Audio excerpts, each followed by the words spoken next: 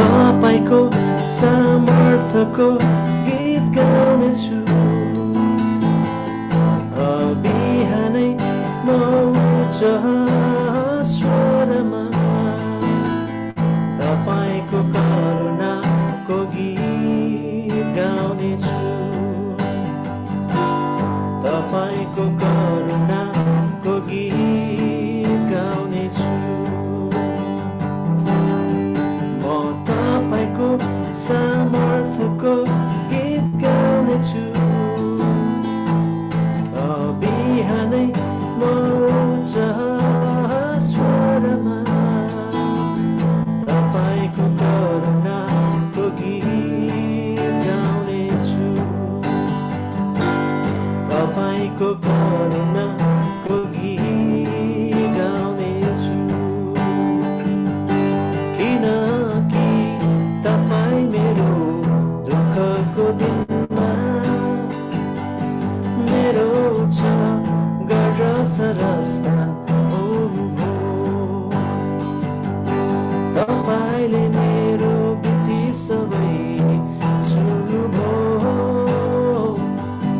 तपाईँको करुणाको गीत म गाउनेछु म तपाईँको सामर्थ्यको गीत गाउनेछु बिहानै म उच्च स्वरमा तपाईँको करुणाको गीत गाउनेछु तपाईँको करुणाको गीत गाउनेछु तपाईँको करुणाको गीत गाउनेछु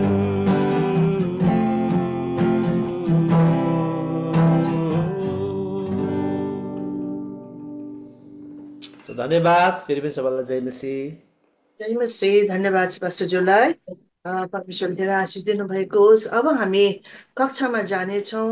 आजको शिक्षक अघिबाटै हाम्रो बिचमा हुनुहुन्छ आदरणीय पास्टर डाक्टर मङ्गलमान महर्जनज्यू र उहाँको कक्षाको निम्ति उहाँले हामीलाई यो क्रिस्चियन इथिक्स 30औं भागमा आज सिकाउँदै हुनुहुन्छ र उहाँको निम्ति प्रार्थना गरिदिनु हुनको निम्ति म पास्टर राज युएसएबाट हुनुहुन्छ। म हजुरलाई अनुरोध गर्दछु। हस्, धन्यवाद। त्यसपछि हामी सोझै कक्षामा जानेछौँ। हस्, धन्यवाद। जय मसीह। हुन्छ, सर्वप्रथम म परमेश्वरलाई धन्यवाद दिन चाहन्छु। आदरणीय गुरुआमालाई धन्यवाद समय दिनुभएको छ। हुन्छ, हामी प्रार्थना गरौँ। दयालु जीवित अनि जिउँदो परमेश्वर पिता प्रभु येशू पवित्र आत्मा स्वर्ग र पृथ्वीको मालिक, हामी तपाईँलाई धन्यवाद दिन्छौँ। आज हामी यो आइएनएसएलटी प्लेटफर्ममा बसेर देश विदेशबाट समय अनुकूल मिलाएर हामी सिकिरहेको छौँ, सिकाइरहनु भएको छ।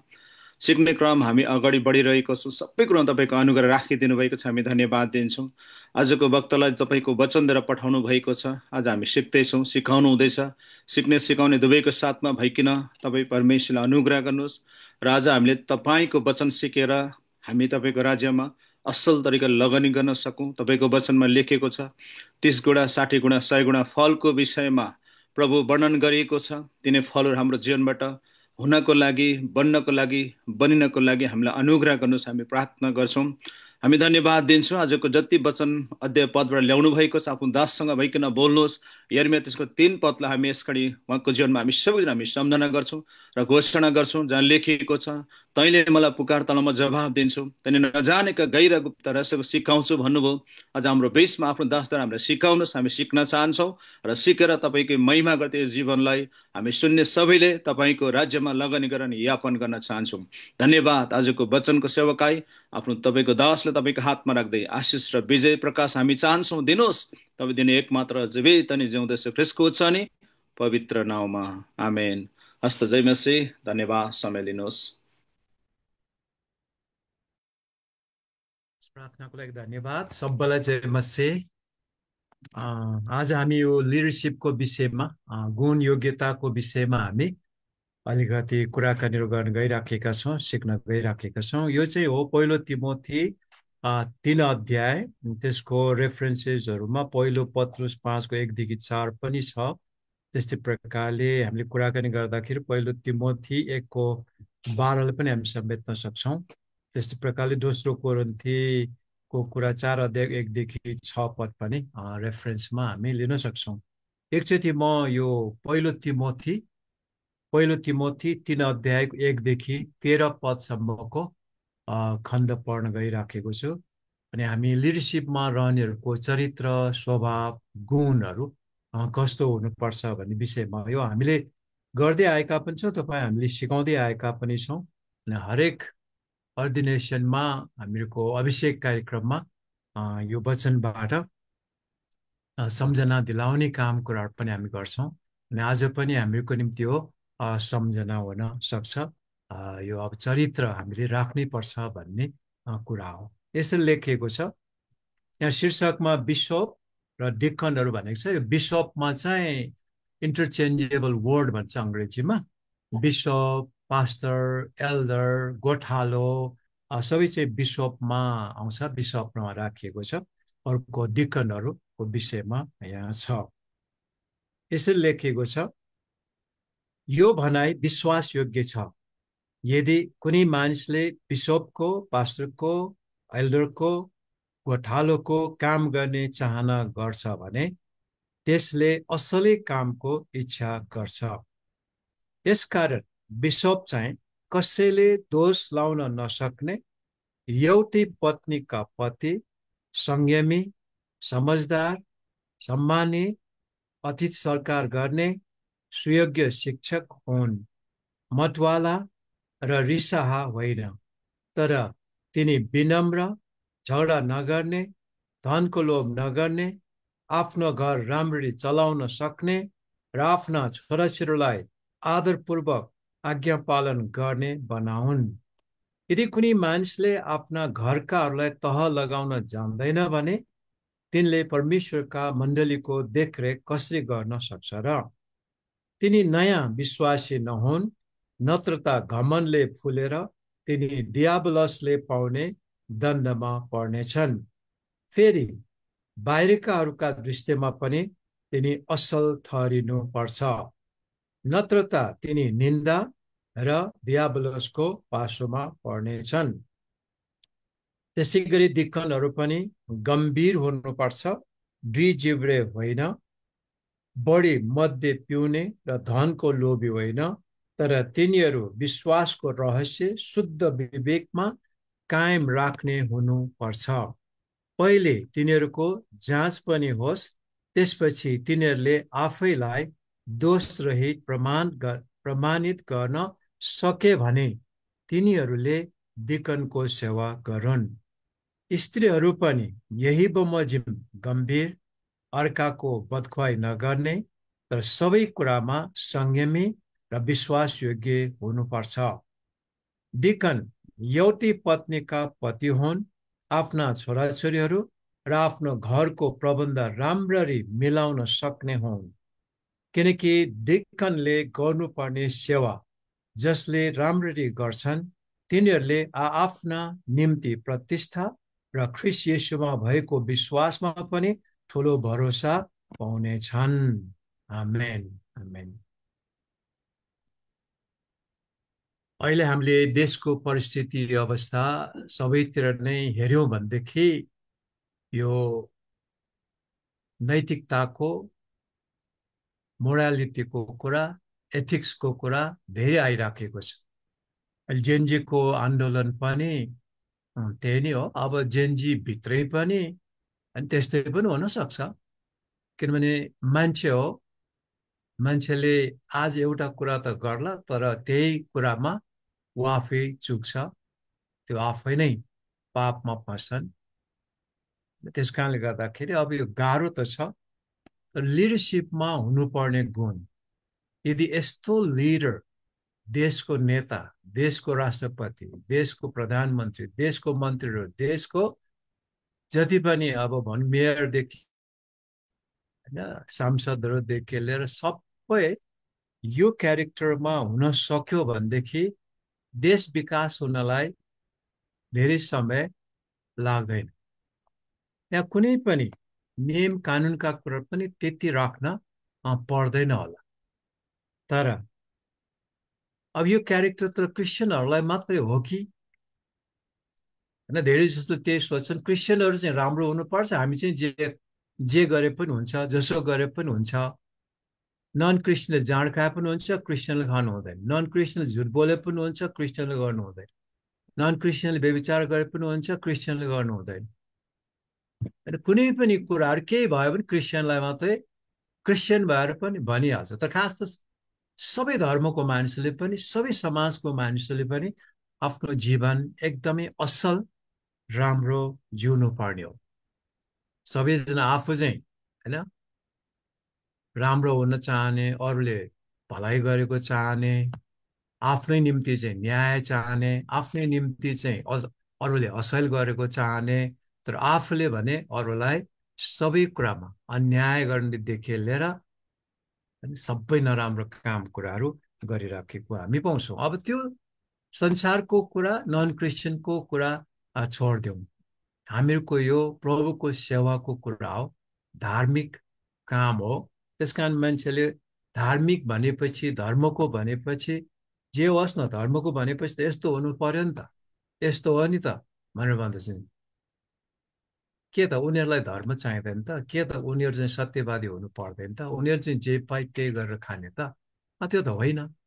तैपनि अब हामीहरूको आफ्नै सेवकाईको कुरा गर्दा हामी जीवन र मृत्युको सवालको सेवकाईमा हामी छौँ। त्यस कारण गर्दा अरू लिडर्सहरू, देशको नेताहरू हामी छोडिदिउँ, तर हामीहरूको क्रिस्चियनिटीको कुरा गर्दा, चर्च चलाउने कुरा गर्दा, देश चलाउने कुरा गर्दा हामी जुनसुकै ठाउँमा रहौँ, क्रिस्चियनको हैसियतले हामीले आफ्नो चरित्र राख्नुपर्ने विषयमा, नैतिकताका कुरा, एथिक्सको कुराहरू राख्नुपर्ने विषयमा यहाँ पावलले केही लिस्टहरू दिएको हामी यहाँ पाउँदछौँ। पास्टर, एल्डर, डिकन, बिशप, गोठालो, जोसुकै भन्नु, लिडर। त्यसो भन्दैमा चर्च मेम्बरहरूले चाहिँ जे गरे पनि हुन्छ त? त्यो पनि होइन। फेरि जसरी पास्टर, एल्डर, डिकनको गुण, चरित्र, स्वभाव, एथिक्सको कुरा गरेको छ, नैतिकताको कुरा गरेको छ, चरित्रको कुरा गरेको छ, त्यो चाहिँ हरेक चर्च मेम्बरहरूले पनि अपनाउनु पर्ने गुण हो। यो लिडरलाई मात्र होइन, तर लिडर चाहिँ एउटा नमुना भएको कारणले गर्दा, लिडर होइन विशेष माथि देखिने व्यक्ति भएको कारणले गर्दा, सिकाउने व्यक्ति भएको कारणले गर्दा, गोठालो भएको कारणले गर्दा, मान्छेले नमुना पछ्याउने, अगुवालाई हेरेर काम गर्ने भएको कारणले गर्दा हामी चाहिँ नमुनाको व्यक्ति, उदाहरणको व्यक्ति भएर हामीले काम गर्नुपर्छ भनेर यहाँ पावलले भनिराखेको छ। अब यहाँ हामी हेरौँ, यो बाइबलीमा तपाईँ हामी हेर्दै गयौँ भने एक पदमा भन्छ, यो भनाइ विश्वासयोग्य छ। के त भन्दा, यदि कुनै मानिसले बिशपको काम गर्ने अथवा एल्डरको, पास्टरको, गोठालोको, डिकनकै पनि जोडौँ, तल अलगै पनि छ तैपनि अगुवाको काम गर्ने चाहना गर्छ भने त्यसले असलै कामको इच्छा गर्दछ। यो लिडरसिपमा आउन चाहनु एकदमै राम्रो र असल कुरा हो, एकदम राम्रो र असल कुरा हो।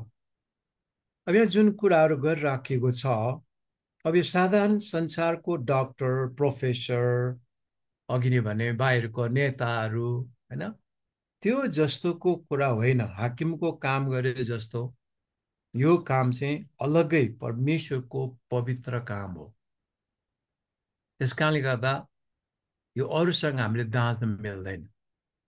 यो पास्टर, लिडरको काम चाहिँ एकदमै पवित्रको कुरा, परमेश्वरको नमुनाको काम, अरूलाई हामीले नैतिकतामा दोहोऱ्याउने व्यक्तिहरू भएको कारणले गर्दा हामी आफै नै त्यो ठाउँमा एकदमै ठिकसँग रहनुपर्ने हुन्छ। बिशपको काम गर्न चाहने, एल्डरको काम गर्न चाहने एकदमै राम्रो कुरा हो। अहिले हामीहरूको होइन कुराकानीमा चल्छ, हामी भन्छौँ, त्यो चाहिँ के हो त भन्दाखेरि लिडरसिप क्राइसिस। अहिले अगुवाको घटी कमी, अहिले अगुवाको एकदमै कमीको कुराहरू हामीले पाइराखेका छौँ। हामी चर्च प्लान्टिङ गर्न चाहन्छौँ, हामी अगुवाहरू थप्न चाहन्छौँ, तर कोही पनि लिडरसिपमा हुन चाहँदैन।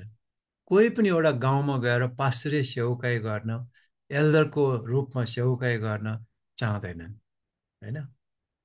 तर कतिपल्ट त फेरि अब सहरतिर भनौँ, ठुलो चर्चतिर भनौँ, फेरि देखाउनको निम्ति पनि फेरि त्यहाँ चाहिँ झडै गएर भए पनि लिडरसिपमा आउन चाहन्छ। यो पनि अर्को कुरा छ। फेरि त्यो चाहिँ अर्को जुन चाहिँ अब चरित्रमा के छ त, त्यो चाहिँ हेर्नुपर्ने हुन्छ। त्यस कारण यो चाहिँ हामीहरूको मृत्यु र जीवनको सवालको सेवकाई भएको कारणले गर्दाखेरि हामीले साधारण कुनै पनि हाकिमको काम जस्तो, डक्टरको काम जस्तो, इन्जिनियरको काम जस्तो, अनि एउटा प्रिन्सिपलको काम जस्तो हामीले सोच्नु हुँदैन। क्रिस्चियनको काम चाहिँ, चर्चको काम चाहिँ र पवित्र काम पनि भएको कारणले गर्दा फेरि क्रिस्चियन भनेपछि हाम्रो नैतिकताको स्ट्यान्डर्ड एकदमै माथि छ। अरूले हामीलाई केही न केही ठान्छ होला, होइन?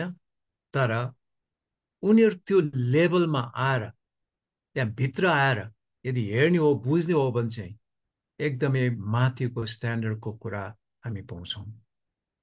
उदाहरणको लागि अब प्रिन्सिपल नै भनौँ, डक्टर नै भनौँ, हाकिम नै भनौँ, उनीहरू 10 to 5 को नेपालको उसमा हेर्ने हो भने अब अमेरिकातिर कहाँ कहाँ 8 to 4 पनि होला, होइन? 5 पनि होला, 9 to 5 पनि होला। एनजिओहरूमा 8 बजीदेखि पनि सुरु गर्छन्, लन्च बरु 1 घन्टा 1.5 घन्टाको ब्रेक होला। तर हामीले त्यहाँ हेऱ्यौँ भनेदेखि अफिसको हाकिमै भनौँ, डक्टर नै भनौँ, प्रिन्सिपल नै भनौँ, उसको ड्युटी उसले राम्रोसँग पुरा गर्छ भने उसलाई कसैले पनि निकाल्न सक्दैन। उसको दुईटा स्वास्नी होस् कि राति राति जाँड खाएर सुत्ने होस् कि स्वास्नी कुट्ने होस् कि जेसुकै होस्, उसलाई कसैले पनि निकाल्न पाउँदैन। उसले आफ्नो अफिसको काम ठिकसँग गरेको छ। ऊ 10 देखि 5 बस्छ, इमान्दारीसँग बस्छ, राम्रै काम गर्छ, कसैको केही पनि गर्दैन भने उसलाई निकाल्ने कुरै आउँदैन। चाहे हाकिम होस्, चाहे डक्टर होस्, चाहे प्रिन्सिपल होस्, जोसुकै होस्। तर क्रिस्चियनको उसमा, पास्टरको उसमा त्यो मिल्दैन। एल्डरकोमा, डिकनकोमा प्रचारक भएर बसेको, अगुवा भएर बस्छ भने त्यो कुरा गर्न मिल्दैन। ऊ चाहिँ एकदमै सबै कुरामा, घरदेखि लिएर जीवन चरित्र सबै कुराहरू चाहिँ ठिक हुनुपर्ने हुन्छ। त्यसको गाह्रो पनि छ, होइन? मान्छेले नबुझ्नेहरूले चाहिँ पास्टर गर्न कति झगडा गर्छन् होला, एल्डर डिकन बन्न कति झगडा गर्छन् होला। गाह्रो पनि छ खासमा त्यो स्ट्यान्डर्डमा बस्नको निम्ति, त्यो तहमा आफूलाई मेन्टेन गरेर राख्नको निम्ति धेरै गाह्रो पनि छ। तर जे होस्, यो इच्छा गर्नु चाहिँ यदि स्ट्यान्डर्ड क्वालिफिकेसन मिट हुन्छ भने र ऊ मिट गर्न सक्छ भने एकदमै राम्रो काम हो। यो परमेश्वरले यस्ता व्यक्तिहरू खोजिराख्नु भएको छ लिडरसिपमा, होइन? धेरै मान्छेहरू चाहिन्छ, लिडर धेरै चाहिन्छ, अनि त्यो कामहरू चाहिँ हामीले गर्नुपर्छ अथवा त्यो इच्छा राख्नु एकदमै राम्रो हुन्छ। अब यो पवित्रताको काम, मण्डलीको कामहरू भएको कारणले गर्दाखेरि यो म जबरजस्ती काम गर्छु, म पनि किन पास्टर हुन सक्दैन र, म पनि किन एल्डर हुन सक्दैन, मेरोमा के कमी छ, अनि यस्तो त्यो भन्नु नै पनि डिस्क्वालिफाइडको कुरा आउँछ। क्वालिफिकेसन चाहिँ विपरीतको कुराहरू आउँछ। त्यो जुन घमण्ड र हत्तीको कुराहरू आउँछ, त्यो नै खासमा अब डिस्क्वालिफिकेसनको कुरा पनि आउँछ। जबरजस्ती गर्न मिल्दैन है। प्रभुले आशिष पनि दिनुहुन्न। अब हामी मिल्दैन भनेर के गर्ने? कोही कोही त अब पास्टर पनि बनिराखेका होलान्, एल्डर पनि बनिराखेका होलान्, डिकन पनि बनिराखेका होलान्, अनि हामीले निकाल्न पनि सक्दैनौँ। हाम्रो अधिकार पनि छैन। आफ्नो आफ्नो मण्डलीको आफ्नो आफ्नै, होइन, विधि विधानको कुरा पनि होला। विधानको कुरामा के भन्छ, कस्तोलाई राख्न सक्छ भन्ने कुरा पनि होला। त्यस कारणले गर्दाखेरि अब बस्न त बस्ला, जिद्दी गरेर पनि बस्ला, घमण्डी गरेर पनि बस्ला, पहिलाको पास्टरलाई निकालेर उही बस्न पनि सक्ला, हैन? तर आशिष हुँदैन। नमुनाको उदाहरणीय एउटा एक्जाम्पलरी लिडर हुँदैन। त्यस कारणले गर्दा यो एकदम होस गर्नुपर्ने, विचार गर्नुपर्ने कुरा हामी पाउँदैन है। अब त्यस्तो व्यक्तिलाई हामीले हेर्ने भन्ने हो भनेदेखि चाहिँ राख्न पनि हुँदैन, राख्न पनि मिल्दैन। बुझेको हो भने त्यो व्यक्ति बेइज्जत, मण्डलीको बेइज्जत, आशिष हुँदैन, मण्डली नै झन् सुक्दै जाने विभिन्न कुराहरू हुन सक्छ। त्यसकारण है यो राम्रो कुरा हुँदाहुँदै पनि, असल इच्छा गर्दा गर्दै पनि हाम्रो विशले मात्रै, चाहनाले मात्रै हुँदैन। त्यस कारणले 2 पदबाट पावलले के भन्छ त भन्दा, यसकारण इच्छा गर्यो, ठिक छ, इच्छा गर्नु एकदमै राम्रो। परमेश्वर यस्ता पास्टर लिडरहरू खोजिरहनु भएको छ। यसकारण बिशप चाहिँ कसैले दोष लाउन नसक्ने व्यक्ति हुनुपर्छ है। कसैले पनि दोष लाउन नसक्ने व्यक्ति हुनुपर्छ। अरूहरूले दोष लाउनु भनेको अरूहरूले चाहिँ आलोचना गर्नु, क्रिटिसाइज गर्नु, अङ्ग्रेजमा बियोन्ड एप्रोच पनि हुनुपर्छ अरे, बियोन्ड रिप्रोचको कुराहरू छ। त्यस कारण त्यसमा क्रिटिसिजम, दोष लाउने होइन, त्यस्तो त्योभन्दा पर एकदमै अब सिद्ध त हुन सक्दैन होला मान्छे, तै पनि सिद्धताको भनौँ एउटा लक्ष्यतिर उम्किएको, अरूले दोष लाउन नसक्ने व्यक्ति चाहिँ हुनु पर्दछ। कसैले पनि दोष लाउन नसक्ने मान्छे हुनुपर्छ है भनेर यहाँ भनिराखेको छ है। केही कुराको दोष छ, अप्ठ्यारो छ भने त्यो चाहिँ पहिला सुल्झाउनु पर्ने हुन्छ। केही कुराहरू छ भने पनि होला मिसअन्डरस्ट्यान्डिङको कुरा, अब अथवा उनले गरेको व्यवहारको कुरा विभिन्न होला, तर त्यो छ भने पनि होइन सफा गर्नुपर्ने हुन्छ। जे होस्, समाजले, बाहिरकोले, चर्च परिवारले पनि त्यो व्यक्तिलाई चाहिँ निर्दोष पाउनु पर्दछ है। कुनै दाग छ, अप्ठ्यारो छ भने त्यस्तो व्यक्तिलाई हामीले हतार गरेर पास्टर, एल्डर, डिकन बनाउनु हुँदैन। अब कतिपल्ट हामी चर्चमा आफू पनि छान्छौँ छान्नलाई, एल्डरसम्म चाहिँ, तर हामीले चाहिँ डिकनको उसमा गर्दा चाहिँ हामी भोटिङ नै गराउँछौँ। जसले धेरै सेवा गरेको छ, जसलाई धेरैले चिनेका छन्, जसले धेरैको घर भिजिट गर्यो, अर्को बिहा गर्यो। अहिले मसँग कतिवटा छन् त भन्दा एउटै छ। अहिले त एउटै छ, 2 त छोडिसक्यो, अथवा एउटा छोडिसक्यो, एउटासँग छ। के गर्नु त? त्यसको अर्थ नै के हो त? फ्यामिली, परिवारलाई ठिकसँग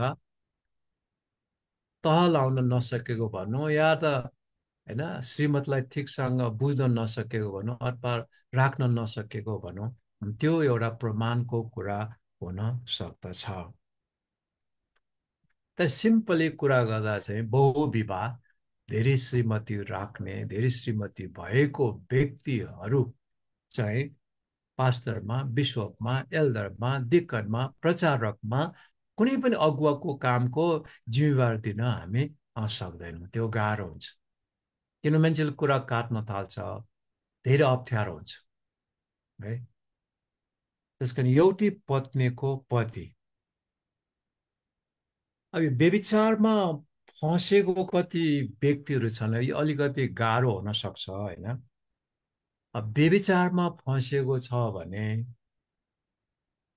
अब सबैलाई थाहा भयो, प्रमाण पनि भयो, अब त्यही व्यक्तिलाई फेरि पास्टरमै राखिराख्दाखेरि कस्तो होला? प्रस्ताव गरिसक्यो, अब प्रस्ताव भन्नुको अर्थै के हो त? ऊ त ठिक भइसक्यो नि त भन्ने प्रश्नहरू पनि छन्, त्यो आर्गुमेन्टहरू पनि छन्। तर पनि एउटा नमुनाको पास्टर हुनुपर्ने भएको कारणले गर्दा, दोष नलागेको निर्दोष हुनुपर्ने भएको कारणले गर्दा यो एउटै पत्नीको पतिको कुरा गर्दा यसमा व्यभिचारको कुराहरू पनि आउन सक्छ। व्यभिचार भएको छ भने गाह्रो हुन्छ है, मण्डली फुट्ने सम्भावना। उसलाई मन पर्ने एक ठाउँमा बस्छ, प्रस्ताव भइसक्यो नि त, हाम्रो लिडर हो, मान्छे हो, पाप भइहाल्छ नि, अरू पाप चाहिँ सानो लिने, यसलाई मात्र ठुलो लिने भन्ने कुराहरू पनि होला। मण्डलीमा आफ्नो आफ्नो पक्षको कुराहरू पनि होला। त्यस कारणले गर्दाखेरि यो अलिकति गाह्रो कुरा छ। यदि मण्डलीले स्वीकार गर्छ भने उसले राम्रैसँग प्रस्ताव गरेर त्यो सम्बन्धमा आउँछ भने हुन्छ पनि भन्नु पर्ला हैन। यदि उसले साँच्चै प्रस्ताव गरेर अबदेखि चाहिँ त्यस्तो हुँदैन भन्ने कुरामा मण्डलीलाई विश्वास छ, मण्डलीले राख्छ भने अब हामीले भनिराख्नु पर्ने कुरा छैन, किनभने हरेक मण्डलीको आफ्नो आफ्नो निर्णयको कुरा पनि हो। तर पनि कुराकानी चाहिँ चल्न सक्छ हैन। कस्तो खालको एल्डर, कस्तो खालको डिकनलाई, कस्तो खालको पास्टरलाई राखेको के हो, यस्तो खालको कुरा चाहिँ चल्न सक्छ है। अब विभिन्न कुराहरू हुन सक्छ, अब डिभोर्सको कुराहरू पनि आउला। अब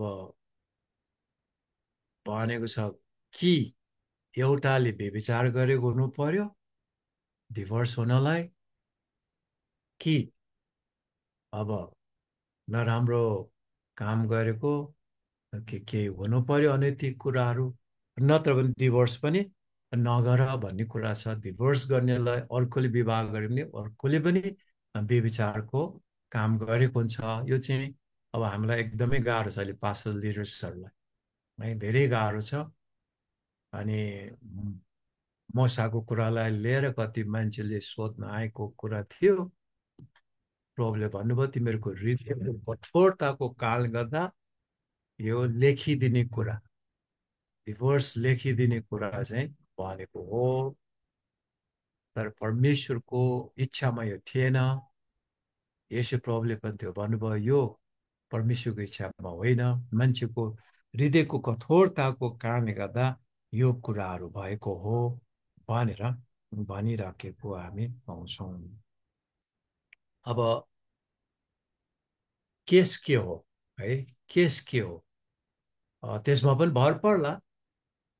यदि मण्डलीलाई अप्ठ्यारो हुँदैन, यस्तो यस्तो हो होइन, कोही न कोही चाहिँ व्यभिचारमा फँसेकोले त्यस कारणले गर्दाखेरि अर्को विवाह गरे हो, छोडे हो, त्यस्तो हो भने चाहिँ पास्टर बनाउन सकिन्छ होइन।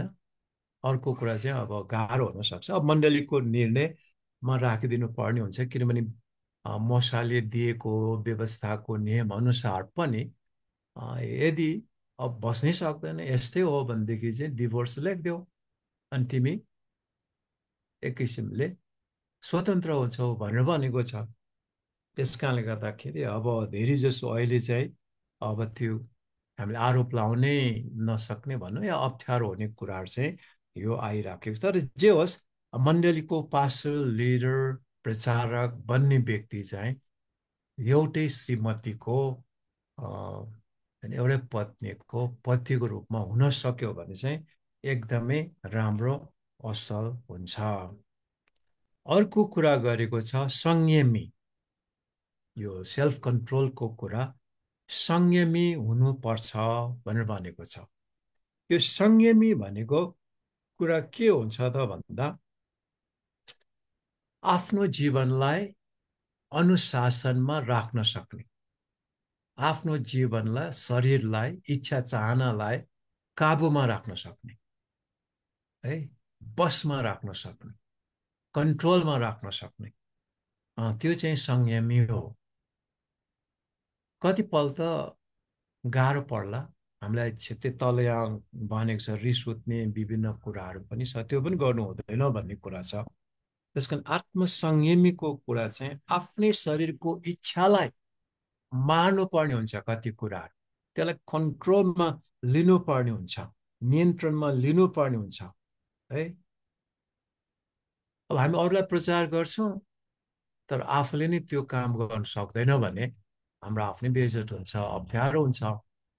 त्यस कारणले गर्दा यो सेल्फ कन्ट्रोलको कुरा, संयमीको कुरा चाहिँ एकदमै महत्त्वपूर्ण छ। गाह्रो पनि होला हामीलाई कतिपल्ट, तर पनि एउटा पास्टर, एल्डर, डिकन, बिसप, गोठालो, प्रचारक पनि इन्क्लुड गरौँ। प्रचारकलाई समेत पनि चाहिने कुरा चाहिँ यो छ है। अर्को कुरा समझदार, अन्डरस्ट्यान्डिङ हुनुपर्छ। समझदार नहुँदाखेरि पनि यो धेरै मिसअन्डरस्ट्यान्डिङको कुराहरू, अप्ठ्यारा कुराहरू यहाँ हुन आउँछ है। त्यस कारणले गर्दा यो अलिकति समझदारको कुरा, अगुवा भएर यति पनि बुझ्दैन, कस्तो खालको मान्छे रहेछ, गर्न सक्दैन भने थाहा छैन होइन, भन्नु कमजोर भन्ने थाहा छैन, गरिब भन्ने थाहा छैन, विभिन्न कुराहरू आउन सक्छ। समझदारीको कुराहरू, अन्डरस्ट्यान्डिङ गरिदिने कुराहरू यो एउटा अगुवामा हुनुपर्ने गुणको रूपमा यहाँ पौलले राखेको छ है। हामी सबैले यो कुरा बुझ्नुपर्छ। अर्को कुरा गरेको छ सम्मानित है। अरूहरूले पनि सम्मान गर्ने व्यक्ति, अब निर्दोष जस्तै नै हो यो होइन, सम्मान गर्ने सम्मानित व्यक्ति हुनुपर्छ। अब कतिपल्ट हामीलाई गाह्रो पनि होला होइन सम्मानित हुन, तर सम्मानित हुनुपर्ने हुन्छ। चर्चभित्र मात्रै होइन, तल तपाईँले पढ्दै जानुभयो भने 7 पदतिर तपाईँले पाउनुहुन्छ, बाहिरको मान्छेहरूबाट पनि होइन, 6-7 पदमा बाहिरको मान्छेहरूबाट पनि आदर पाएको व्यक्ति हुनुपर्छ, सम्मान पाएको व्यक्ति हुनुपर्छ भनेर भनेको छ। सम्मानित व्यक्ति हुनु पर्यो, आदर गर्ने योग्यको व्यक्ति हुनु पर्यो, आदरणीय व्यक्ति हुनु पर्यो भनेर भनेको छ। अर्को अतिथि सत्कार गर्ने व्यक्ति हुनुपर्छ। अतिथि सत्कार गर्ने यो एउटा वरदान पनि हो, वरदानको लिस्टमा पनि हामी पाउँछौँ। तर अगुवालाई, लिडरलाई एउटा रिक्वायरमेन्टमा, क्वालिफिकेसनमा राखिदिएको छ। किन त? अतिथि सत्कार गर्ने कुरा चाहिँ के हो त? यो अरूहरूलाई सम्मान गर्नुपर्ने, अरूहरूलाई पाउन सत्कार गर्नुपर्ने, अरूलाई आदरसँग बोल्नुपर्ने यो हुन्छ। लिडर भइसकेपछि बाहिरको कोही पनि मान्छेहरू आयो भने पनि होइन, विदेशीबाट आयो भने पनि, आफ्नो जिल्लाको भन्दा बाहिरको जिल्लाको आयो भने पनि, नयाँ मान्छे आयो भने पनि सोध्ने कुरा चाहिँ के हुन्छ त? यहाँको अगुवा को होला, यहाँको पास्टर, एल्डर, डिकन को होला, प्रचारक को होला भनेर सोध्छ। अनि हामीको घरमा या चर्चमा आएपछि अब हामीले खुवाउनुपर्छ, राख्नुपर्छ, सहायता गर्नुपर्छ, अनि त्यो कर्तव्य हाम्रो हो। तपाईँ हामीसँग कतिपल्ट गिफ्ट नहोला, दान नहोला, तर पनि हामीलाई क्वालिफिकेसनको रूपमा, रिक्वायरमेन्टको रूपमा पाउलले राखिदिनु भएको कुरा चाहिँ अतिथि सत्कार गर्ने पनि हुनुपर्छ। अगुवा भएर व्यवस्था गर्ने, अगुवा भएर तार्ने, तकतकाउने, अगुवा भएर भेटी नगर्ने होइन, यस्तो चाहिँ हुनु हुँदैन। अतिथि सत्कार गर्ने व्यक्ति हुनुपर्छ। अतिथि सत्कार गर्नेमा धेरै आशिष पनि छ, यदि बुझ्नुभयो भने होइन, धेरै आशिष पनि छ। अब्राहमले सत्कार गर्दा गर्दै स्वर्गदूतलाई सत्कार गर्न परमेश्वर पठाउनु, परमेश्वरै भनौँ, सत्कार गर्दा त्यहाँ पुगेर त्यसपछि इसाकको प्रतिज्ञा पाएको कुरा हामी पाउँछौँ। अस्ति पनि मैले भने धेरै होइन, मानिसहरूले सत्कार गर्ने, अतिथि सत्कार गरेको कारणले गर्दा धेरै आशिषको कुराहरू, ब्लेसिङ्सहरू मिनिस्ट्रीमा, अर्फनेज होमहरूमा, अरूमा पनि धेरै आशिषहरू पाएको कुरा पनि पाउँछौँ। तर हामी पास्टर्स, लिडर्सहरूले सकि नसके भए पनि जे छ त्यही होइन, जहाँ छ त्यस्तै सुत्ने, खाने, रमाइलो गर्ने, त्यो चाहिँ हामीले राख्न सक्ने मन हुनुपर्छ, राख्ने मन हुनुपर्छ। अतिथि सत्कार गर्ने एउटा विशेष गुण होइन हुनु पर्दछ। अर्को कुरा अब पास्टर एल्डरहरू विशेष गरी यो गोठालोहरू सुयोग्य शिक्षक सिकाउन सक्ने शिक्षकको रूपमा हुनुपर्छ है भनेर भनिराखेको छ। अब पास्टरले नै जानेको छैन, सिकाउन सक्दैन भने चर्च मेम्बरहरूले के सिक्ने त, के गर्ने त, होइन? लिडर भएपछि, पास्टर भएपछि, विशेष यो चाहिँ अब पास्टर बिसप एल्डरसम्मको कुरा छ इन्टरचेन्जेबल वर्डमा चलाएकोमा। तर अहिले हामीले त पास्टर एल्डर्स डिकन्स भनेर छुट्याउँछौँ, एल्डर्सहरू पनि पास्टरलाई सपोर्ट गर्नेहरू भनेर भन्छौँ, डिकनहरू पनि एल्डर र पास्टरलाई सपोर्ट गर्नेहरू, सहायता गर्नेहरू भनेर भन्छौँ। तर एउटा एल्डर पास्टरको रूपमा, बिसपको रूपमा, त्यो क्याटेगोरीमा तपाईँ हामी छौँ भने हामीले चाहिँ शिक्षा दिन सक्ने व्यक्तिहरू हुनुपर्दछ है, सुयोग्य शिक्षक हुनुपर्दछ भनेको छ। त्यस कारण राम्रो प्रकारले आफ्नो सिद्धान्त बुझ्नु पर्यो, शिक्षा बुझ्नु पर्यो, हाम्रो विश्वास बुझ्नु पर्यो, अनि हामीले त्यही कुरा बिस्तारै राम्रोसँग बुझ्ने गरी सिकाउँदै जानुपर्छ। अब नेगेटिभ जस्तो कुराहरू छ 3 पदमा। मतवाला हुनु हुँदैन। मतवाला, जाँड रक्सी, लागु पदार्थ खाने व्यक्ति हुनु भएन। अब राई लिम्बू नेवारको उसमा चाहिँ यो जातिले पाएको भनेर होइन खाने चलन त होला, तर क्रिस्चियन भएपछि, हामी प्रभुको जनहरू भएपछि हामी सबै कुराहरू त्याग्छौँ। चाहे हामी नेपालभन्दा बाहिरै बसौँ, कुनै पनि देशमा, चाहे नेपालमै बसौँ, हामीले नेपालीहरूले सिकाउँदै आएको कुरा चाहिँ बियर पनि खानु हुँदैन। अब वेस्टर्न कल्चरमा कतिपल्ट डिनर खाएपछि सानो कपमा पचाउँछ, राम्रो हुन्छ भनेर बियर खान चलन छ। अनि सेलिब्रेसनहरूमा पनि बियर खान चलन छ। त्यो चाहिँ हामीले गर्नु हुँदैन। हामीले चाहे हामी वेस्टर्न कन्ट्रिजमै भए पनि नमुना दिनै पर्छ। यो छुनै हुँदैन, खानै हुँदैन, यो राम्रो होइन, यो आदत राम्रो होइन भनेर हामीले सिकाउनु पनि पर्छ। हामी आफै पनि त्यसबाट अलग हुनुपर्छ। मतवाला, जाँड रक्सी खाने व्यक्ति हुनु हुँदैन। अर्को कुरा, नेगेटिभ नै कुरा, रिसाहा होइन। अब हामी लिडरसिपमा नहुँदा चाहिँ रिसाए पनि त्यति असर नपर्ला, तर लिडरसिपमा आइसकेपछि चाहिँ हामीले कन्ट्रोल गर्नुपर्ने हुन्छ। हामी रिसाउनु हुँदैन। रिस त उठ्छ, सबैलाई रिस उठ्छ, भने जस्तो गऱ्यो भने रिस उठिहाल्छ होइन, टाइममा आएन भने रिस उठिहाल्छ, कुनै पनि कुरा हामीले चाहे जस्तो भएन भने हामीलाई रिस उठिहाल्छ। तर रिसाउने पनि एउटा तरिका होइन, हामीले ठिकसँग अघि भने जस्तै नै संयमी भएर रिसलाई हामीले कन्ट्रोल गर्नुपर्ने हुन्छ। ढिलो आयो रे होइन, एकैचोटि रिसाउनु होइन, सधैँ ठिक टाइममा आउने व्यक्ति। तपाईँलाई केही भयो कि, बस पाएन कि, घरमा समस्या भयो कि, तपाईँकै स्वास्थ्यमा समस्या भयो कि, केही भयो कि, पहिला कारण हामीले खोज्नु पर्यो होइन। के भयो त, कामै बिगारेर किन, के भयो, कसरी, हामीले सबै कुरा बुझिसकेपछि राम्रोसँग हामीले सम्झाउने, बुझाउने, यसो गर्नु है, यस्तो हुन्छ भनेर हामीले भन्नु पर्यो। रिस त उठिरह्यो होला हामीलाई मनमा होइन, कामै बिगार्दै, ठिक समयमा पनि आएन, सबै यस्तो भयो उस्तो भयो भन्ने होला। तर पनि एउटा लिडरसिपमा बसिसकेपछि, लिडरसिपमा रहेपछि हामीहरूले रिसलाई कन्ट्रोल गर्नुपर्ने हुन्छ। रिसा होइन है भनेर भनेको छ। कोही कोही व्यक्तिहरू अति रिसा हुन्छन्,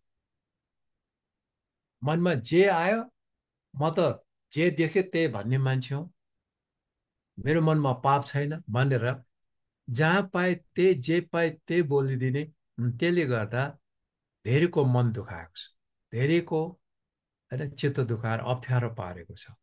त्यस कारण गर्दा हामी लिडरसिपमा आएपछि मनमा जे आयो, जे देख्यो तुरन्तै हामीले फ्यात्तै भन्नु हुँदैन। त्यसलाई सोच्नु पर्ने, कहाँ भन्ने त, एक्लै राखेर भन्नुपर्ने हो कि समूहमै भने पनि हुने हो कि कसरी भन्नुपर्ने हो, कहिले भन्नुपर्ने हो, कहाँ भन्नुपर्ने हो, यी कुराहरू पनि हामीले अलिकति अब लिडरसिपमा आइसकेपछि यो कुरा विचार गर्नुपर्छ। त्यसकारण रिसा पास्टर होइन, रिसा एल्डर होइन, रिसा डिकन पनि होइन, रिसा प्रचारक पनि होइन, अथवा कुनै पनि लिडरसिपमा रहने व्यक्ति भनौँ, आत्मिकी क्रिस्चियन लिडर, अनि यो गुण चरित्र चाहिँ हामीले राख्नुपर्ने हुन्छ। होइन, एउटा नैतिकताको कुराहरू गर्दै जाँदा रिसा होइन। तर कस्तो व्यक्ति त त्यसको विपरीत विनम्र, नम्रमा पनि बि थपेको है, नम्र विनम्र, मोसा अति विनम्र व्यक्ति रे संसारको मानिसहरूमध्ये पनि। अब यो नम्र, अब नम्रताको कुरा गर्दा प्रभुको उदाहरण पाउलले नै दिएको होइन। यो फिलिपीको 2 अध्यायमा 1 देखि हामीले अब 8-9 पदसम्मै पढ्दै जाँदा थाहा हुन्छ। तर 4 पदसम्म त पढ्दा पनि त्यहाँ एउटा शब्द छ, अरूलाई आफूभन्दा श्रेष्ठ ठान्ने, अरूको कुरालाई पनि मान्ने, सुनिदिने, आफ्नो मात्रै भलाइ खोज्ने होइन, त्यो छ। त्यसकारण विनम्र, विशुद्ध, शुद्धमा पनि अझ बि थपेर अति नै भने जस्तै नै त्यो गरेको छ, विनम्र हुनुपर्ने। अब सबैजना यस्तैले कहाँ हुन्छ र भन्ने पनि होला, तर हाम्रो आफ्नो होइन, आफ्नो भनौँ न आफ्नो आफ्नो क्यारेक्टर होला, आफ्नो आफ्नै अब पर्सनालिटीको कुरा होला। तैपनि सकेसम्म भनौँ हामी नम्रतामा नै, विनम्र भएर नै कुराकानी गरिदिनु पर्ने, व्यवहार गरिदिनु पर्ने हुन्छ। अर्को नेगेटिभ कुरा गरेको छ, झगडा नगर्ने। यो पनि रिससँगै मिल्न होला, झगडा नगर्ने है। पाउलले भनेको छ हामी अगुवाहरू क्रिस्चियनहरू झगडा गर्न सुहाउँदैन, झगडा गरेको एकदमै सुहाउँदैन, मिल्दैन भनेर भनेको छ। अब हामी अस्ति पनि भने होइन, मान्छेको ह्युमन राइट्सको कुरादेखि लिएर राइटमा फाइट गर्ने भन्ने कुरा धेरै गर्छन्। पोइन्ट समातेर मान्छेहरू लिडरसिपमै रहेकाहरू पनि लिडरकै बिचमा पनि राइटमा फाइट गरिरहेको कुरा गरिराखेको हुन्छ। हो, ऊ राइट छ, उसको फाइट ठिक छ, तर त्यसले भलाइ गर्छ त? त्यसले उसको साथीलाई जित्न सक्छ त कि टाढा लान्छ? राइट त हो, तर त्यसले ठिक नतिजा ल्याउँदैन। त्यस कारणले गर्दाखेरि झगडा गर्नु हुँदैन। हामीले सकेसम्म ती सबै कुरालाई आफूबाट तल बसेर सहनु पर्ने हुन्छ। अब जुन कुराहरू प्रभुले पनि भन्नुभएको कुरा छ, अब त्यो चाहिँ क्षमा दिने कुरा होइन, 1 माइल जाउँ भन्दा 2 माइल गइदिने कुरा, यी विभिन्न कुराहरू छ। त्यस कारणले गर्दा रिटालिएट गर्ने, त्योसँग एकदमै बहस गरेर आर्गुमेन्ट गर्ने, त्यो कुराहरू गरिराख्नुभन्दा बरु आफू तल झरिदिनु, आफूले बरु घाटा सहिदिनु, त्यो मान्छेलाई बरु हामीले राम्रो व्यवहार गर्नु, त्यो चाहिँ राम्रो हुन्छ। एउटा हाम्रो नमुना र उदाहरणीय जीवन हुन्छ। मेरो पनि राइट भनेर हामी झगडा गरिराख्यौँ भने राम्रो हुँदैन।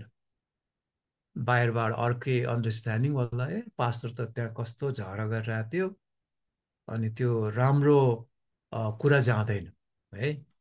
त्यस कारणले गर्दा हाम्रो घाटा होला, हामी तल पर्ला, तर सहनु र झगडा नगर्नु राम्रो हुन्छ एउटा लिडरसिपमा रहेको कारणले गर्दाखेरि। त्यसकारण राइटमा फाइट गरेर केही फाइदा हुँदैन। अर्को कुरा गरेको छ, धनको लोभ नगर्ने।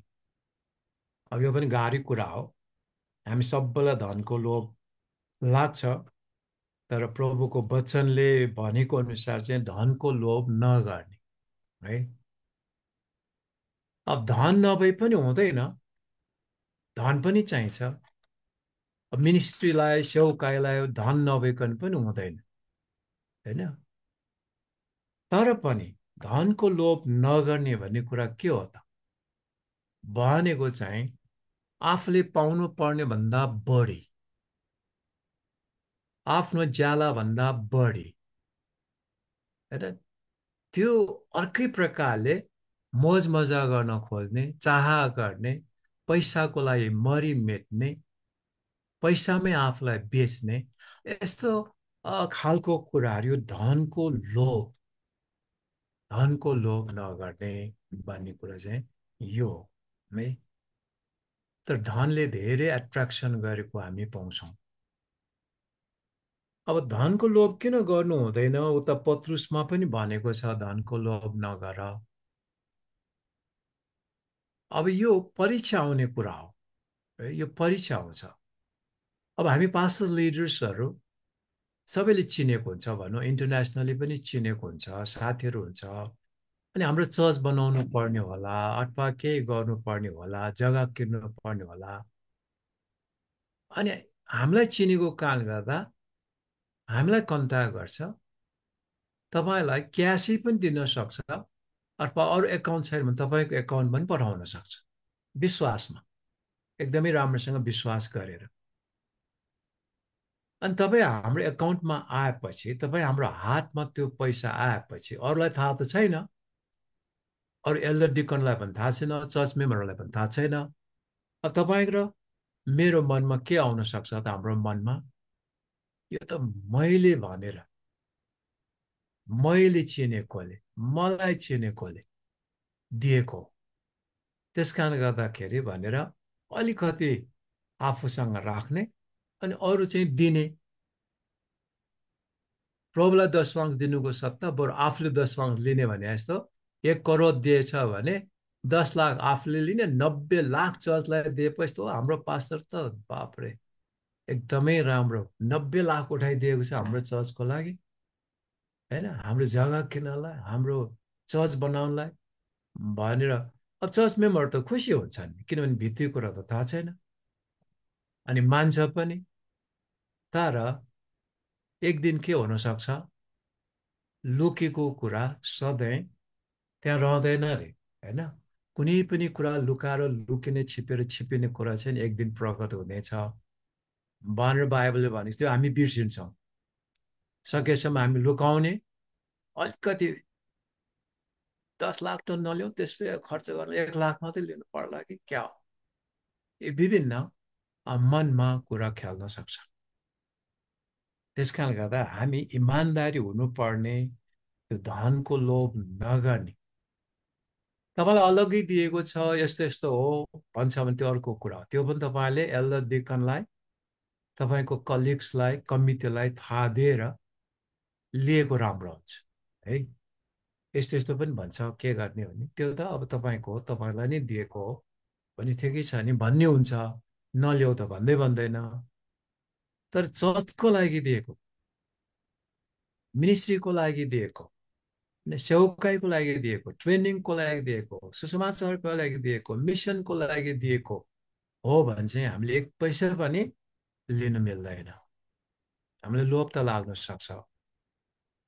त्यस कारण धनको लोभ नगर्ने, त्यस्तो अगुवा चाहिँ हामीलाई चाहिन्छ। अनि त्यो मण्डली आत्मिक रूपमा पनि, सङ्ख्यात्मक रूपमा पनि, हैन, न्युमेरिकली पनि मण्डली विकसित हुन सक्छ, बढ्न सक्छ। तर गाह्रो चाहिँ गाह्रो छ, हामी सबैलाई यो टेम्पटेसन आउन सक्छ, धनको लोभ गर्नु हुँदैन। 4 पदमा भन्छ आफ्नो घर राम्ररी चलाउन सक्ने हुनुपर्छ। आफ्नो घर राम्ररी चलाउन सक्ने भनेको के हो त, श्रीमतीसँग पनि राम्रो सम्बन्ध छ, छोराछोरीसँग पनि राम्रो सम्बन्ध छ, कसलाई कहाँ राख्नुपर्ने, के गर्नुपर्ने, एउटा स्टेवारसिपदेखि लिएर एउटा म्यानेजमेन्टको कुरादेखि लिएर, होइन, प्रबन्ध मिलाउने कुराहरू, भण्डारीपनको कुराहरू, यो चाहिँ परिवारसँग आफ्नो कुराहरू मिलेको हुनु पर्यो। परिवारमा झगडा छ, अप्ठ्यारो छ, होइन, अब विभिन्न कुराहरू भइराखेको छ, मण्डली कसरी चलाउनु त? आफ्नो परिवार त सानो हो, मण्डली परिवार धेरै ठुलो हो। त्यसकारण मण्डली परिवार चलाउनुभन्दा अगाडि आफ्नो घर परिवार चलाउनु ठिकसँग राख्नु त्यो चाहिँ राम्रो हुन्छ।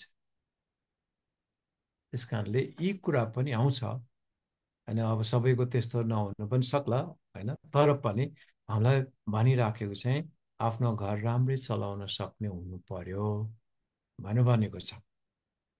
अर्को, र आफ्नो छोराछोरीहरूलाई आदरपूर्वक आज्ञा पालन गर्ने बनाउन्। छोराछोरीलाई पनि आज्ञा पालन गर्ने अनुशासनमा बस्ने व्यक्तिहरू छोराछोरीहरू बनाउनु पर्छ, हुनुपर्छ। अब अहिले चाहिँ गाह्रो छ। किन गाह्रो त भन्दा हामी 10 वर्षसम्म 3 सम्म भनौँ होइन, हामी गाली गरेर हुन्छ कि सिकाएर हुन्छ कि कसरी हुन्छ, हामी डिभोसनमा राखेर हुन्छ कि हामी सिकाउँछौँ, अनुशासन पनि बस्ला, आज्ञा पालन पनि गर्ला। तर जब कलेज पढ्न जान्छ, जब एसई आजभोलि पहिला एसएलसी गइसकेपछि जब +2 मा जान्छ, त्यहाँ किसिम किसिमको साथीहरू हुन्छन्, फ्री हुन्छ, त्यहाँ स्कुलको जस्तो हुँदैन। अनि त्यहाँको कुराहरू एकदमै इन्फ्लुएन्स पर्छ।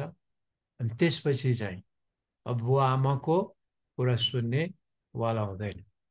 कतिपल्ट चाहिँ गाह्रो पनि हुन्छ।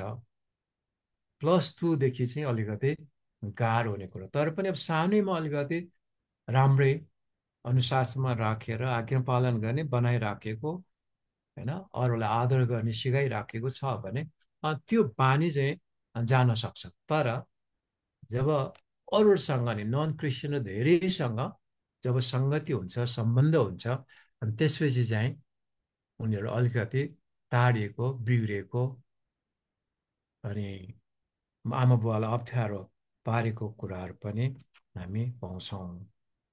तर सानैबाट नै यहाँ भने छोराछोरीहरूलाई चाहिँ आदरपूर्वक आज्ञा पालन गर्ने बनाउने त्यो शिक्षामा हुर्काउँदै लानुपर्छ। अब अघि भने जस्तै नै आफ्नो परिवारलाई राम्रोसँग चलाउन सक्दैन भने 5 पदमा पनि भनेको छ, यदि कुनै मानिसले आफ्नो घरकाहरूलाई तह लगाउन जान्दैन भने, कसलाई कस्तो व्यवहार गर्ने, कहाँ राख्ने, के जिम्मेवारी दिने जान्दैन भने तिनले परमेश्वरका मण्डलीको देखरेख कसरी गर्न सक्छ र? सानोलाई होइन ठिकसँग राख्न सक्दैन, जान्दैन भने मण्डली परिवार चाहिँ धेरै ठुलो हो। त्यस कारणले गर्दा त्यो कन्ट्रोल गर्न, व्यवस्था गर्न, म्यानेज गर्न, स्टेवारसिपको काम गर्न गाह्रो हुन्छ। अब होसियारी हुनुपर्ने एउटा 6 पद छ। तिनी चाहिँ नयाँ विश्वासी नहुन्। भन्नुको अर्थ के हो? परिपक्व विश्वासी हुनुपर्छ। नयाँ विश्वासीले धेरै कुराहरू जानेको हुँदैन।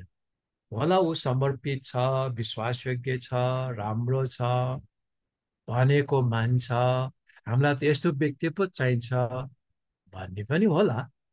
तर नयाँ व्यक्तिलाई हामीले एकैचोटि पास्टर, एल्डर, डिकनमा हामीले ल्याउनु हुँदैन, राख्नु हुँदैन।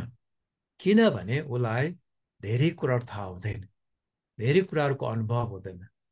यो मण्डली कसरी सुरु भयो, चर्चको शिक्षा सिद्धान्त के हो, अरूको सेवा सेवाको कुराहरू, वास्तवका कुराहरू कसरी गर्ने, के गर्ने उसलाई थाहा हुँदैन होइन। त्यस कारणले गर्दा यहाँ भनेको छ नयाँ विश्वासी चाहिँ नहुन्, नत्र त घमण्डले फुलेर तिनी आफै नै, अब डियाब्लस भनेको के हो? शैतान। पहिला कोसमा शैतानले पाउने दण्डमा पर्नेछन्।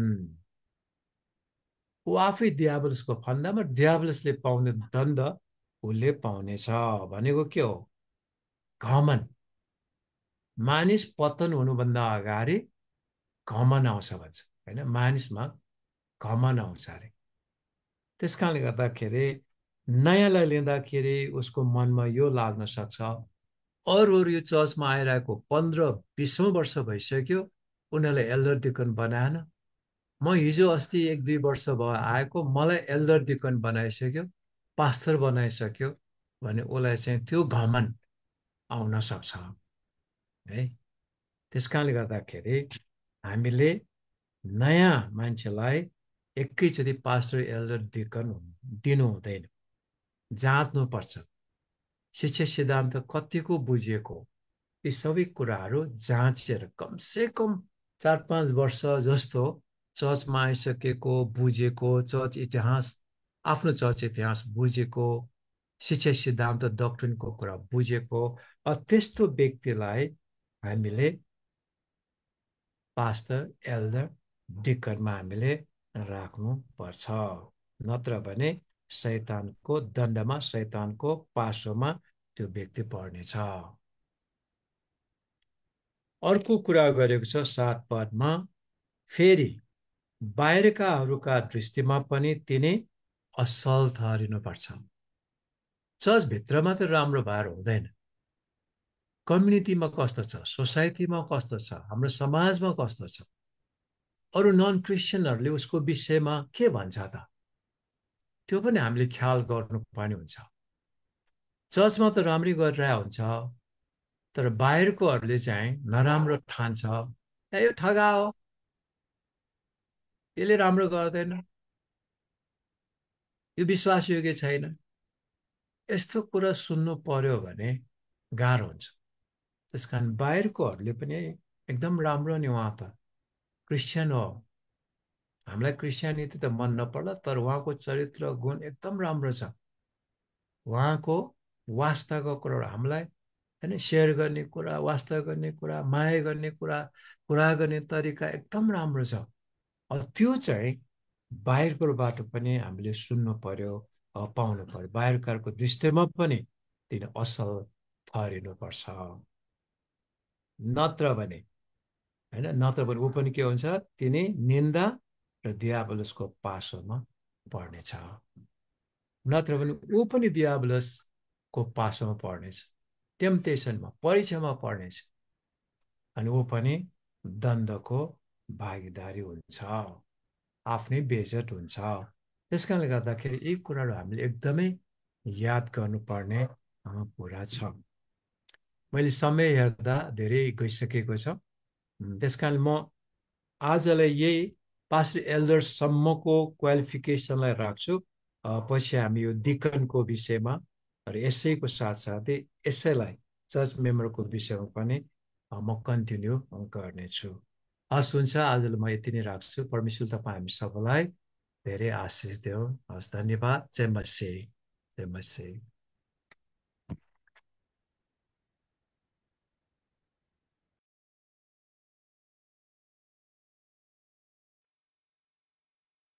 हुन्छ, निरज आउनु भएको छ। जय मसीह। निरजजी सायद बाटोमा हुनुहुन्छ, म गर्छु गुरुबा, म छु। धन्यवाद गुरुबालाई। सबैजनालाई जय मसीह। दोस्रो सत्रमा यहाँहरू सबैलाई स्वागत गर्न चाहन्छौँ। हामी हाम्रा परमेश्वरलाई धन्यवाद दिन्छौँ, साथै गुरुबालाई पनि धन्यवाद दिन्छौँ। गुरुबाले क्रिस्चियन एथिकको बारेमा लामो समयदेखि 30औं हप्तासम्म लगातार सिकाइराख्नु भएको छ र तपाईँहरू हामी सबैजना आशिषित भएका छौँ। एकदमै डिटेल रूपमा उहाँले विभिन्न पक्षमा क्रिस्चियन एथिकका, क्रिस्चियन हाम्रो विश्वासको नैतिकता कस्तो हुनुपर्दछ भन्ने कुरामा धेरै कुराहरूमा हामी शिक्षा पाउँदै आइरहेका छौँ। र यो आइएनएसएलटी अगाडि बढ्दैछ, तर नेपाली भाषी विश्वासीहरूको लागि, पास्टरहरूको लागि एउटा लाइब्रेरी हामी तयार गर्दैछौँ, बन्दैछ आफै अटोमेटिकल्ली, जसको रूपमा परमेश्वरले हामीलाई त्यो लाइब्रेरी प्रयोग गर्नका लागि हिमालयन डायस्पोरा एकाडेमी र 3B दिनुभएको छ। त्यसमार्फत यो लागू पनि भइरहेको छ। हेर्दाखेरि साधारण कुरा छ, तर असाधारण काम चाहिँ परमेश्वरले हामी नेपाली भाषीहरूको बिचमा गरिराख्नु भएको छ। त्यस कारणले गर्दाखेरि हामी परमेश्वरको सामर्थ्यको लागि, उहाँको अनुग्रह र कृपाको लागि उहाँलाई धन्यवाद दिँदै र आजको शिक्षाको लागि पनि हामी गुरुबालाई पनि विशेष धन्यवाद दिँदै हामी केही छोटो हामी तपाईँको यस घडी हामी केही चाहिँ इन्साइडर लिनेछौँ। त्यसपछि हामी तपाईँका प्रश्न जिज्ञासा छन् भने पनि त्यसमा पनि छलफल गर्नेछौँ। पहिलो इन्साइट लिएर आउँदिनुहुन्छ हाम्रो बिचमा आदरणीय गुरुबा पास्टर लक्ष्मीलाल महर्जन। यो समय तपाईँलाई दिन चाहन्छु। ल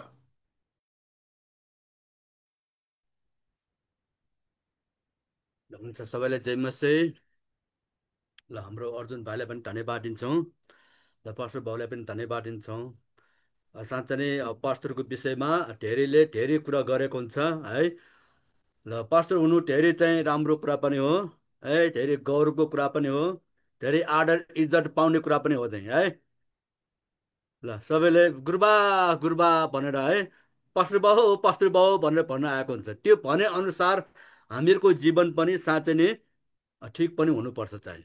बाबुको क्यारेक्टर, बाबुको स्वभाव, चरित्र, आचरणहरू राम्रो पनि हुनुपर्छ है। घरमा त एउटा दुईटाको छोराछोरीको बाउ भन्ला त चर्चमा त झन् जानेको बुझेको पढे लेखेको अब त एकदमै बलिया बलिया मान्छेहरू चलाएको, अब धेरै मान्छे जानेको बुझ डक्टर इन्जिनियर पढेको पनि आउँछन् है। उहाँहरूलाई पनि ठिक व्यवहार गर्न सक्ने प्रकारले हुनुपर्ने। त्यस कारण पास्टरहरू साँच्चै नै पवित्र हुनुपर्छ, शुद्ध हुनुपर्छ, निष्कोट हुनुपर्छ, इमान्दार हुनुपर्छ, सोझो हुनुपर्छ, भलाद्मी हुन्छ, धैर्य हुन्छ, नैतिकमान हुनुपर्छ भनिरहेको चाहिँ छ। उनीहरू भन्दा जो कोही भन्दा पनि पास्टर चाहिँ राम्रो भएकै हुनुपर्छ, होइन भने अब चाहिँ कम्प्लेनको कुराहरू हुन्छन्, गुनासोको कुरा हुन्छन्, गनगनको कुराहरू आउँछन्। हे यस्ता पास्टर, हे त्यस्ता पास्टर, उनीहरू भन्दा राम्रो छैन भने, उनीहरू भन्दा खोट भएको पास्टर भयो भने हे यस्ता त्यस्ता उस्ता भन्ने प्रकार भन्ने कुरामा हुन्छन्। त्यस कारण हामीहरूमा पनि, हामी पास्टरहरूमा पनि एकदमै नैतिकमान भएर हामी जिउनुपर्छ। पहिलो पत्रुस 2 अध्यायको 9 पदमा भने जस्तै अब हामी चुनिएको व्यक्ति, छानिएको व्यक्ति, निष्कलङ्क व्यक्ति, पवित्र जाति है व्यक्तिहरू त झन् राम्रो हुनु पर्यो नि। दागी दाग भएको, खोटी खोट भएको कसरी जिउन सक्छन्? ल त्यसै कारण चाहिँ सकेसम्म हामी पास्टरहरू निष्कलङ्क भएर, खोट रहित भएर, दाग रहित भएर इमानमा जिउनै पर्छ। सबैलाई आहा ओहो भन्ने प्रकारले है, मेरो पास्टर राम्रो छ, मेरो पास्टर आहा ओहो, मेरो पास्टर गुरुबा हो भन्ने प्रकारले अब कतिपल्ट है आशीर्वाद माग्न आउने, ब्लेसिङ लिन आउने क्रममा हुन्छन्। अब आफै राम्रो छैन भने कसरी ब्लेसिङ लिन आउँछन् चाहिँ। त्यस कारण हामीलाई चाहिँ दोष लाग्ने भाँडहरू बनाउनु हुँदैन। पास्टर आफै लुकी लुकी चोट खाने, लुकी लुकी जाँड खाने, लुकी लुकी चाहिँ मारपिट गर्ने, अघि पास्टर बाउले भने लुकी लुकी ठग्ने, लुकी लुकी पैसा हिनामिना गर्ने, त्यसो गऱ्यो भने एक दिन थाहा पायो भने पास्टर बन्न सक्दैन। थाहा पायो भने त अब गनगन सुरु भइहाल्छन्। ल मलाई कसले निकाल्न सक्छ भन्यो भने त्यस्तो मान्छे झन् बलिया बलिया आउँछ, च्याप्प समातेर निकाल्ने मान्छे पनि आउँछ नि चाहिँ। ल त्यसै कारण हामीले चाहिँ पास्टरहरू चाहिँ साँच्चै निष्कलङ्क, खोट रहित, दाग रहित, सबै कुरामा इमान्दारी भएर भलाद्मी भएर जिउनुपर्छ। अरू कसैले केही भन्नु नसक्ने पनि जिउनुपर्छ। मैले बार बार भनेको इक्जाम्पल कुरामा अब यो सेतो लुगा छ होइन, सेतो लुगामा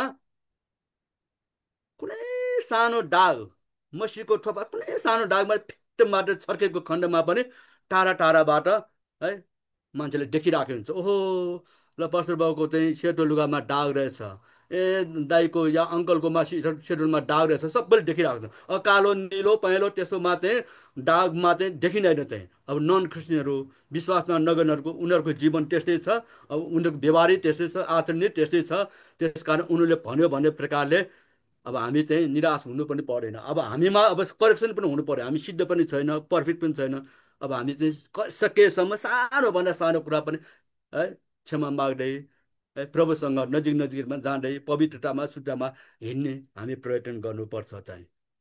त्यसै कारण ल म अहिले यतिकै राख्नेछु। ल धन्यवाद, प्रभुको अनुग्रह हामी सबैमा भइराखेको होस् भन्ने म कामना पनि गर्छु। Okay, thank you.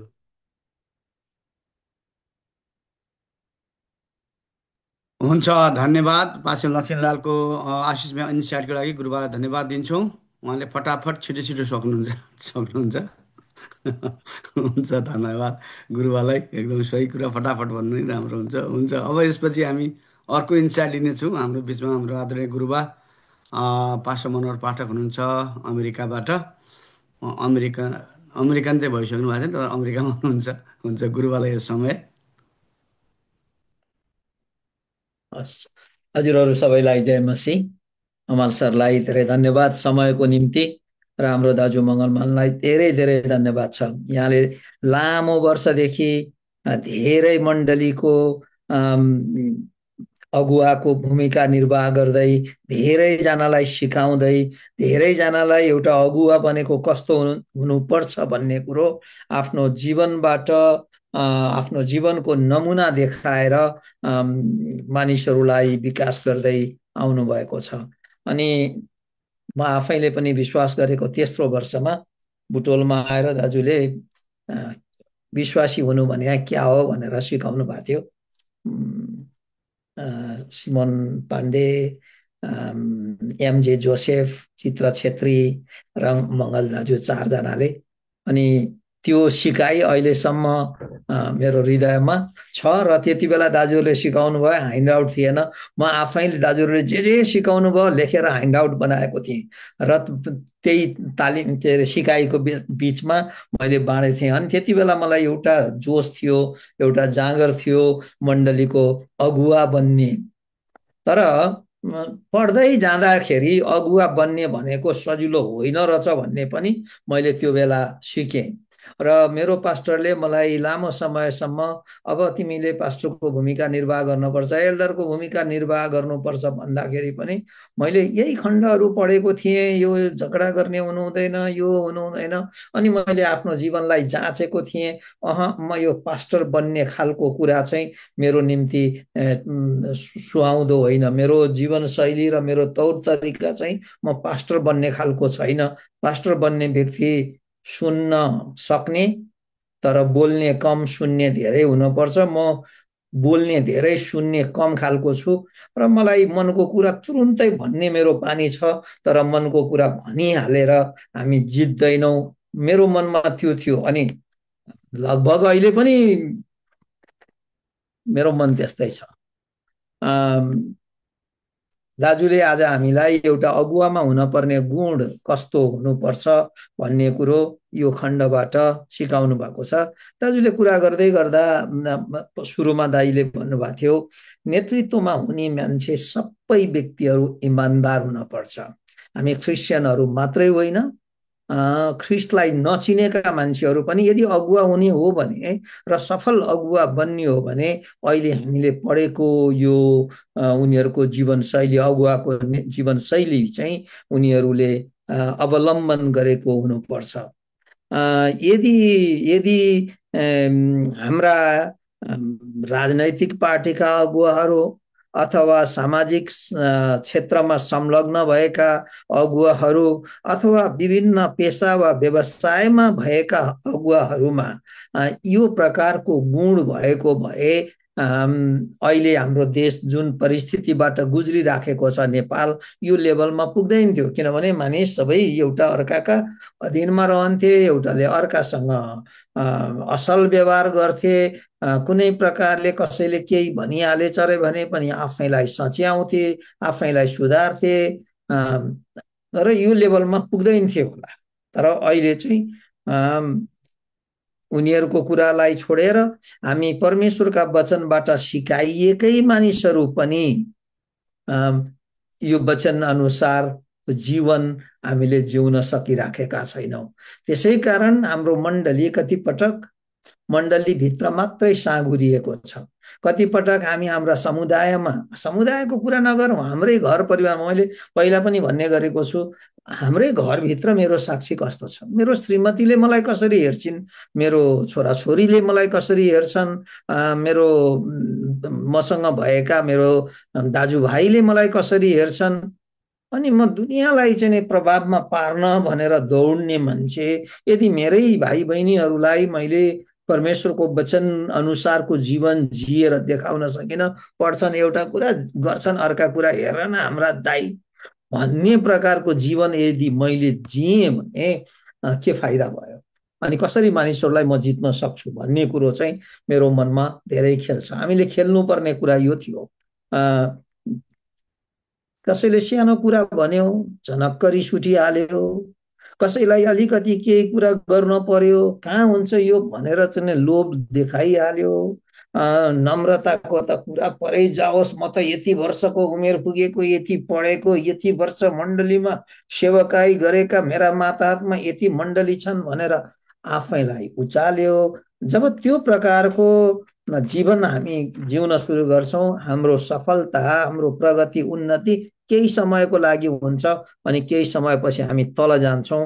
त्यो कुरो चाहिँ मेरो मनमा लागिराखेको छ। अब यो धनको लोभ नगर्ने भन्ने प्रश्न आयो, धनको लोभ कसले गर्दैन भन्छन्, नगर्नेहरू हुन्छन्। मैले देखेको छु मेरो जीवनमा, मैले अनुभव गरेको छु धनको लोभ नगर्ने मानिसहरू। र आजसम्म भोकै छैनन् तिनीहरू। हामीले जे खान्छौँ जसरी खान्छौँ त्यसरी नै खाएका छन्।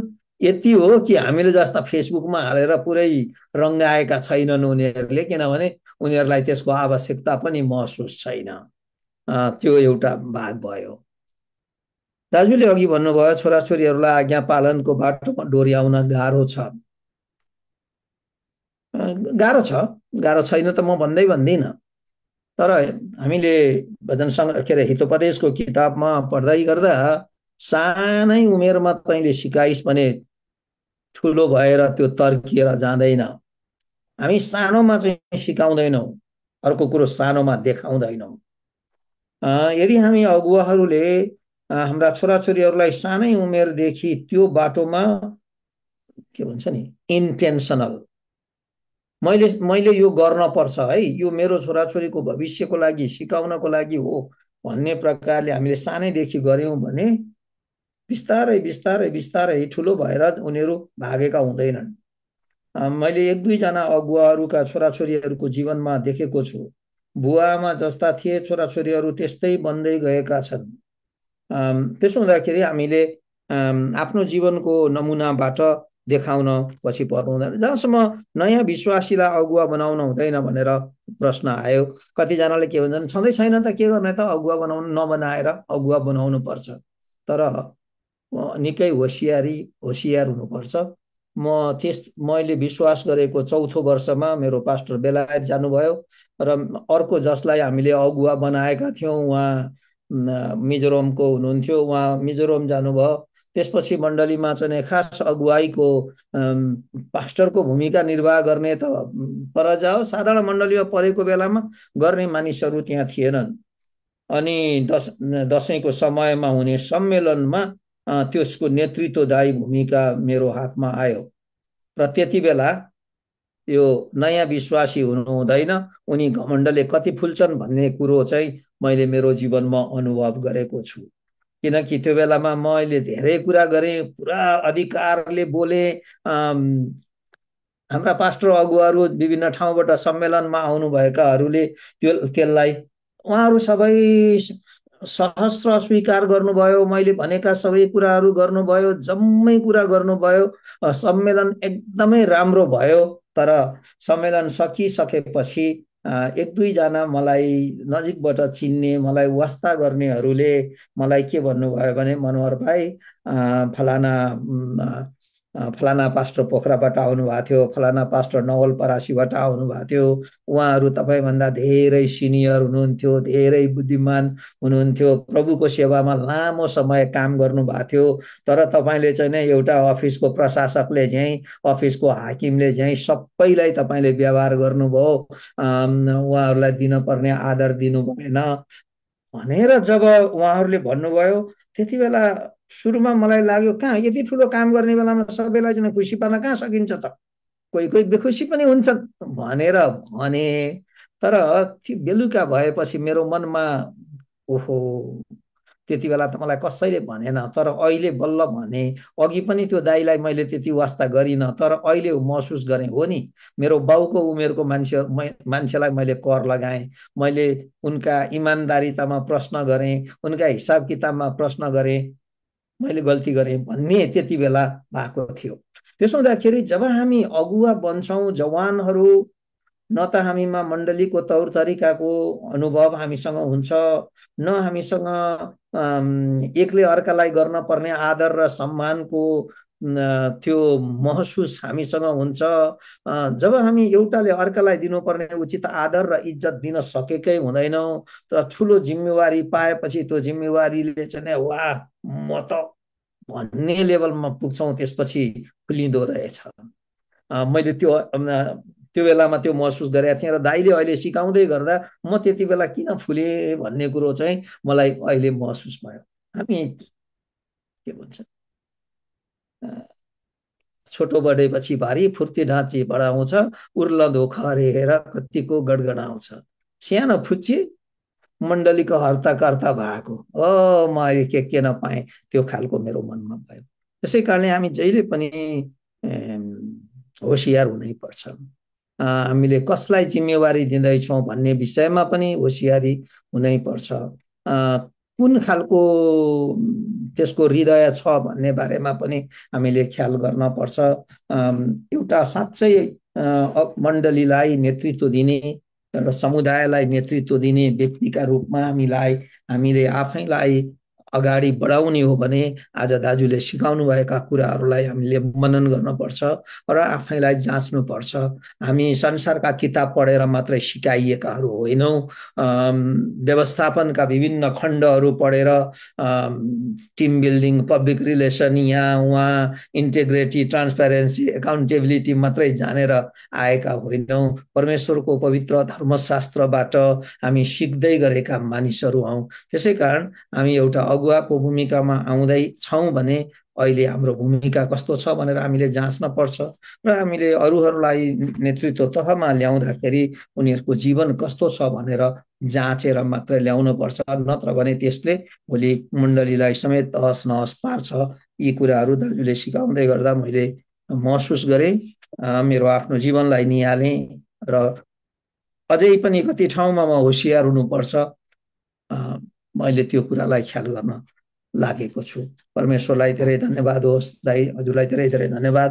यहाँलाई परमेश्वरले प्रशस्त गरेर चलाउनु भएको छ। धेरैका बिचमा एउटा असल पास्टरको नमुना देखाउनु भएको छ। परमेश्वरले यहाँलाई सधैँभरि सुरक्षित र यसरी नै मानिसहरूलाई उत्साह र उत्प्रेरित गर्ने काममा चलाउनु भएको होस्। यहाँहरू सबैलाई पनि जय मसीह। हुन्छ, धन्यवाद हाम्रो गुरुबालाई। आदरणीय गुरुबाले जसरी आजको इन्साइट राख्नुभयो, उहाँको इन्साइट एकदम क्लियर, कन्साइन्सले हामी सबैलाई आशिषित भएका छौँ। थप आजको शिक्षालाई बुझ्नलाई पनि हामीलाई सहायता गरेको छ। हुन्छ, अब तपाईँका जिज्ञासा प्रश्न छन् भने हामीसँग 5 मिनटको समय रहेको छ, तपाईँहरू राख्न सक्नुहुन्छ। र कसैलाई यसमा पनि केही इनपुट दिन चाहनुहुन्छ, तपाईँले आजको शिक्षाबाट लिनुभएको टेकवे, होइन, हामीले पाएको टेकवे केही छ तपाईँको बिचमा पनि, मलाई पनि यो लाग्यो भन्ने चाहनुहुन्छ भने गुरुबाहरूले चाहिँ हात उठाएर अथवा अनम्युट गरेर राख्न सक्नुहुन्छ। त्यसैपछि एउटा क्वेसन आएको छ यहाँनिर, म त्यो क्वेसन पनि राख्छु गुरुबालाई। क्वेसन के राखेको छ भने यो क्रिस्चियन एथिक र साइन्टिफिकेसन, शुद्धिकरणमा चाहिँ कसरी चाहिँ यसलाई प्यारालली लिन सकिन्छ। पर्सनल इथिक अनि प्रोफेसनल इथिकका साथसाथै अनि हामीले चाहिँ जसरी शुद्धिकरण हुने क्रममा हामी अगाडि बढ्दैछौँ, क्रिस्चियन इथिकलाई कसरी हामीलाई चाहिँ यसले चाहिँ सहायता गर्छ अथवा यसलाई हामी कसरी एक ब्यालेन्समा लैजान सक्छौँ, यसबारे छोटो प्रकाश पारिदिनुहुन्छ कि भनेर सोध्नु भएको छ। यो क्वेसन गुरुबालाई र एउटा हात पनि उठेको छ। यो क्वेसन पछि हामी यो हाततर्फ जानेछौँ। धन्यवाद। क्रिस्चियन एथिक्स, हाम्रो नैतिकताका कुराहरू हामीले सकेसम्म जानेसम्म, विशेष त अब यो इमान्दारिताका कुराहरू नै छन्, विश्वासयोग्यताका कुराहरू, चरित्र अघि भनेकै कुराहरू। साइन्टिफिकेसनको कुराहरू हामी कमजोरी छौँ। त्यस कारणले गर्दाखेरि हामी दिन ब दिन नै हामीको कमजोरीलाई, अघि पास्टर लक्ष्मीलालले भन्नुभए जस्तै नै हामी चाहिँ दिन ब दिन नै पवित्रतामा हामी अघि बढ्दै सिद्धतातर्फ लम्कदै जाने व्यक्तिहरू हौँ। हाम्रो हिजो र अस्ति मिसनल फ्यामिली कन्फरेन्स हामीले गरेका थियौँ। त्यो सेन्ट जेभियर्स स्कुलमा हो। अनि त्यहाँ कोटेसनहरू म विभिन्न ठाउँमा कहीँ जाँदा हेर्दै गर्छु। अनि त्यहाँ एउटा कोटेसन एउटा पहिलाको फादरले लेखेको, त्यहाँ चाहिँ के भन्छ त भन्दाखेरि हामी पर्फेक्सनमा जान सक्दैन कि भने डराउनु पर्दैन, किनभने हामी कोही पनि पर्फेक्ट छैनौँ र हुन पनि सक्दैनौँ।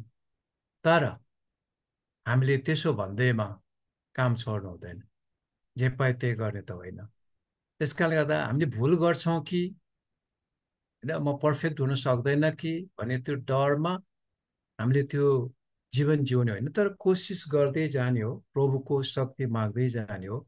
त्यस कारण हाम्रो जीवन नै त्यो साइन्टिफिकेसनको जीवन हो। पर्फेक्सनिस्ट अब कतिजना त्यस्तो हुन्छ, तर पर्फेक्ट चाहिँ हामी बन्न सक्दैनौँ। त्यो लम्किने कुरा चाहिँ गरेको छ कोरिन्थीमा पावलले। त्यस कारण त्यो लक्ष्यतिर दौड्ने मानिस हौँ। तर हामीले जाने बुझे अनुसार हाम्रो इमान्दारता, विश्वास योग्यता, नम्रता, होइन, जति पनि कुराहरू हामीले गऱ्यौँ, भ्रष्टाचार नगर्ने, त्यो चाहिँ हामीले गर्नुपर्छ। अब यो कुरा पनि एउटा नम्रतामा, यो साइन्टिफिकेसनकै कुरामा पनि हामी जान सक्छौँ। होइन, हाम्रो कति कुराहरू कमजोर होला, हामीलाई थाहा नभएको होला।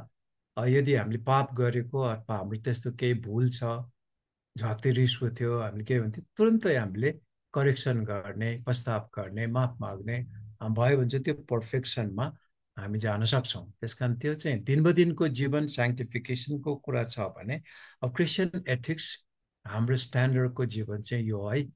चाहे त्यो नयाँ क्रिस्चियन होस् चाहे पुरानो होस्, उसलाई थाहा चाहिँ नहुन सक्छ नयाँलाई, तर जब सिक्दै जान्छ, थाहा हुँदै जान्छ, ए हामीले यो गर्नु हुँदैन, हामीले यो गर्नु हुँदैन, हाम्रो जीवन त यस्तो पो हुनुपर्ने भन्ने कुरा चाहिँ हुँदै जान्छ। त्यस कारण फरक चाहिँ त्यति मात्रै हो।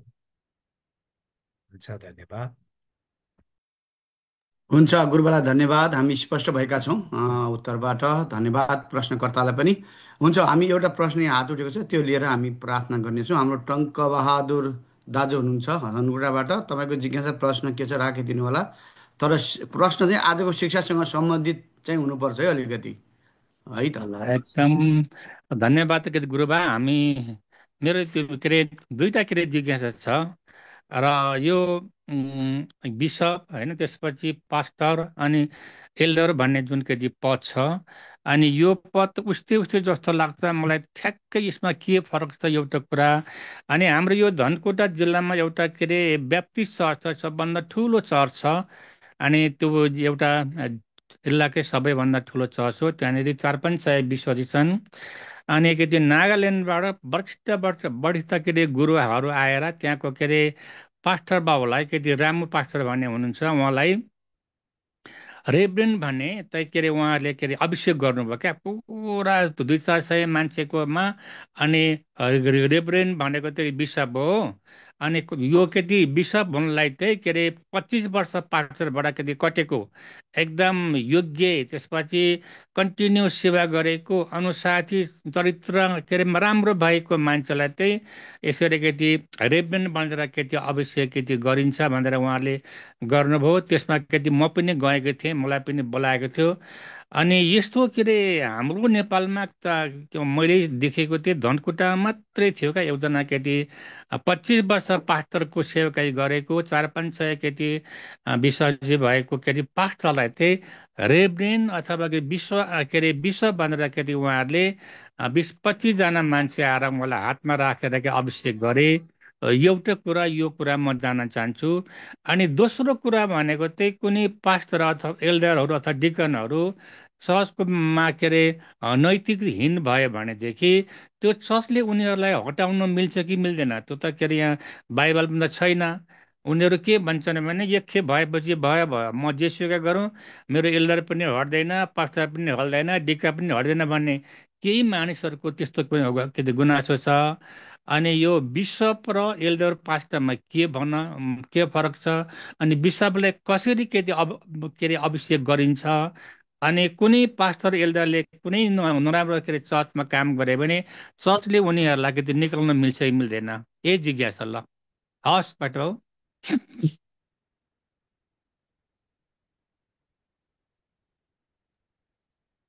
धन्यवाद। अब छोटकरीमा भन्छु, बिसप, पास्टर, एल्डर पाउलले लेखेको समयमा यो इन्टरचेन्जेबल शब्द हो। भनाइको अर्थ कहिलेकाहीँ पास्टर भन्छ, त्यही व्यक्तिलाई कहिलेकाहीँ एल्डर भन्छ, कहिलेकाहीँ त्यही व्यक्तिलाई धर्म गुरु भन्छ, कहिलेकाहीँ त्यही व्यक्तिलाई गोठालोको रूपमा पनि चलाएको छ। अहिले आएर अहिलेको जुन ट्रेडिसनको कुरा, कल्चरको कुरा आउँदाखेरि चाहिँ बिसप भनेको चाहिँ पास्टरहरूको पनि एउटा मेन्टोर, पास्टरको रूपमा उसलाई राखेको छ, अनि डायोसिसहरू बनाएको छ।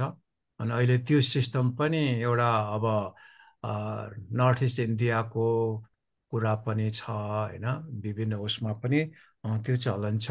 तर खासमा पहिलाको उसमा भन्दा चाहिँ पास्टर, एल्डर, बिसप, अनि त्यस्तै गोठालो, धर्मगुरु एउटै उसमा चलाएको हामी पाउँछौँ है, त्यो फरक छैन। अब रेभरेन्ड अभिषेक गरेको कुरा यो पनि एउटा ट्रेडिसन, उताको नागाल्यान्डको कल्चर। उता चाहिँ रेभरेन्ड भन्नलाई चाहिँ एमडी पास गरेर 2-3 वर्ष फेरि पनि होइन त्यो पास्टरसिपमा उसले काम गरिसकेको, अनि उनीहरूको कतिपल्ट जाँच पनि हुन्छ, त्यो हिसाबमा चाहिँ सबै पास भयो, अनुभवको कुरा पनि छ भने, अनि त्यसपछि रेभरेन्डको, अब रेभरेन्ड भनेको खासमा आदरणीय हो होइन, रेभरेन्ड भने चाहिँ आदरणीय हो, आदरको रूपमा राख्ने चलन छ। अनि त्यो अभिषेक भइसकेपछि चाहिँ उताकोहरूलाई अब म रेभरेन्ड हुँ भन्नलाई लाज लाग्दैन। हामीलाई चाहिँ यहाँ म आफै रेभरेन्ड हुँ, म आफै डक्टर हुँ भन्ने चाहिँ हामीलाई अप्ठ्यारो लाग्छ। कोरियामा पनि त्यही हो, जब त्यो अभिषेक पाउँछ अनि त्यसपछि उनीहरू चाहिँ म रेभरेन्ड फलाना फलाना भनेरै, जस्तो हामी म पास्टर हुँ भने जस्तै उनीहरू रेभरेन्ड फलाना फलाना भनेरै परिचय पनि दिन्छन्। कल्चर र ट्रेडिसनको कुरा हो। अर्को चाहिँ पिइडीको नैतिकहीन भयो भने त्यो व्यक्ति चाहिँ खासमा त्यहाँबाट निकालिन्छ। अब कस्तो नैतिकताको कुरा हो त्यो पनि फेरि फरक पर्ला होइन। विशेष गरी व्यभिचारको कुराहरू आउँछ भने, शिक्षा सिद्धान्त नै अर्कै आउँछ र झुटो शिक्षामै लाग्छ भने, अनि उसले अब कति कुराहरू जुन चाहिँ मण्डलीको तपाईँहरूको कुनै विधान छ कि छैन थाहा छैन, हाम्रो चाहिँ विधान छ, त्यो अनुसार ऊ बस्दैन भने चाहिँ त्यो व्यक्ति चाहिँ हाम्रो चर्चमा भनौँ, आफ्नो चर्चमा चाहिँ एल्डर पास्टर डिकनको रूपमा रहन सक्दैन। हो, ऊ चाहिँ एल्डर डिकन अभिषेक भएको व्यक्ति हो, नमरुन्जेलसम्म ऊ एल्डर डिकन हो, तर उसको पोजिसन मान्छेले अब टाइटल त त्यो राख्ला, तर उसको फङ्सनको कुरामा चाहिँ उसले गर्न पाउँदैन, हट्यो। अथवा काम गर्न चाहिँ मिल्न पाउँदैन। हवस् पास्टर, धन्यवाद। धन्यवाद, हुन्छ।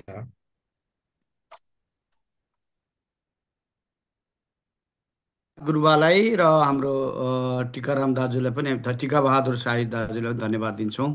हामी आजको शिक्षाबाट सबैजना आशिष भएका छौँ। तपाईँहरू सबैजनाको सहभागिता, सहकार्य, साझेदारी र उपस्थितिको लागि र सिक्ने हृदयको लागि हामी परमेश्वरलाई धन्यवाद दिन्छौँ। हामी सबैजना मिलेर हामीले यो सिक्ने चौतारीलाई एकदमै जागरुकताका साथ विगतका 5 वर्षदेखि लगातार रूपमा सिक्दै आइरहेका छौँ र अझै पनि परमेश्वरले हाम्रो जातिहरूको बिचमा यसरी उहाँको उपस्थिति, उहाँको अनुग्रह आशिष हाम्रो टिचरहरूलाई र हामी सबैजना यो एक्सटेन्डेड परिवार मार्फत उहाँले हामीसँग काम गरिरहनुको लागि उहाँलाई धन्यवाद दिँदै हामी अन्तिम प्रार्थना गर्नेछौँ। यो समयमा हाम्रो याम दाजुलाई दिन चाहेँ, पास्टर याम गजमेरलाई, हजुरको आजको विषयमा के राख्नु छ भने 1-2 मिनट राखेर अन्तिम प्रार्थना।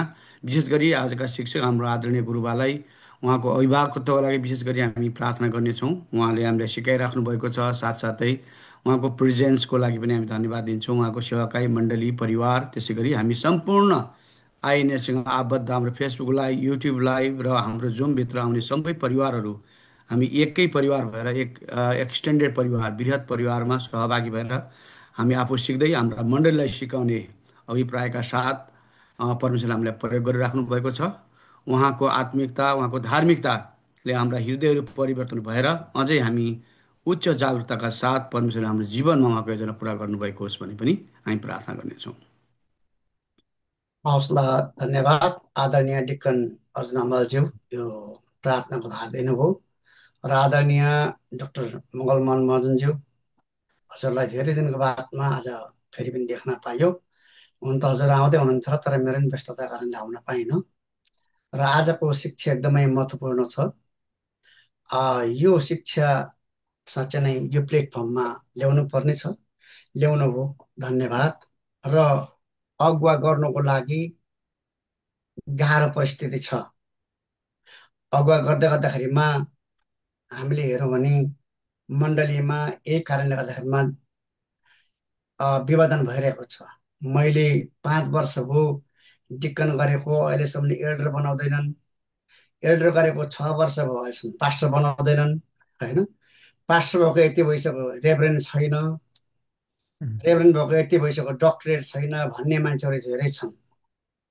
तर नाम र पद नै ठुलो कुरा होइन, तर हाम्रो जीवनमा चाहिँ धैर्य चाहिँ चाहिन्छ र अगुवा गर्नु भनेको त्यसै छैन।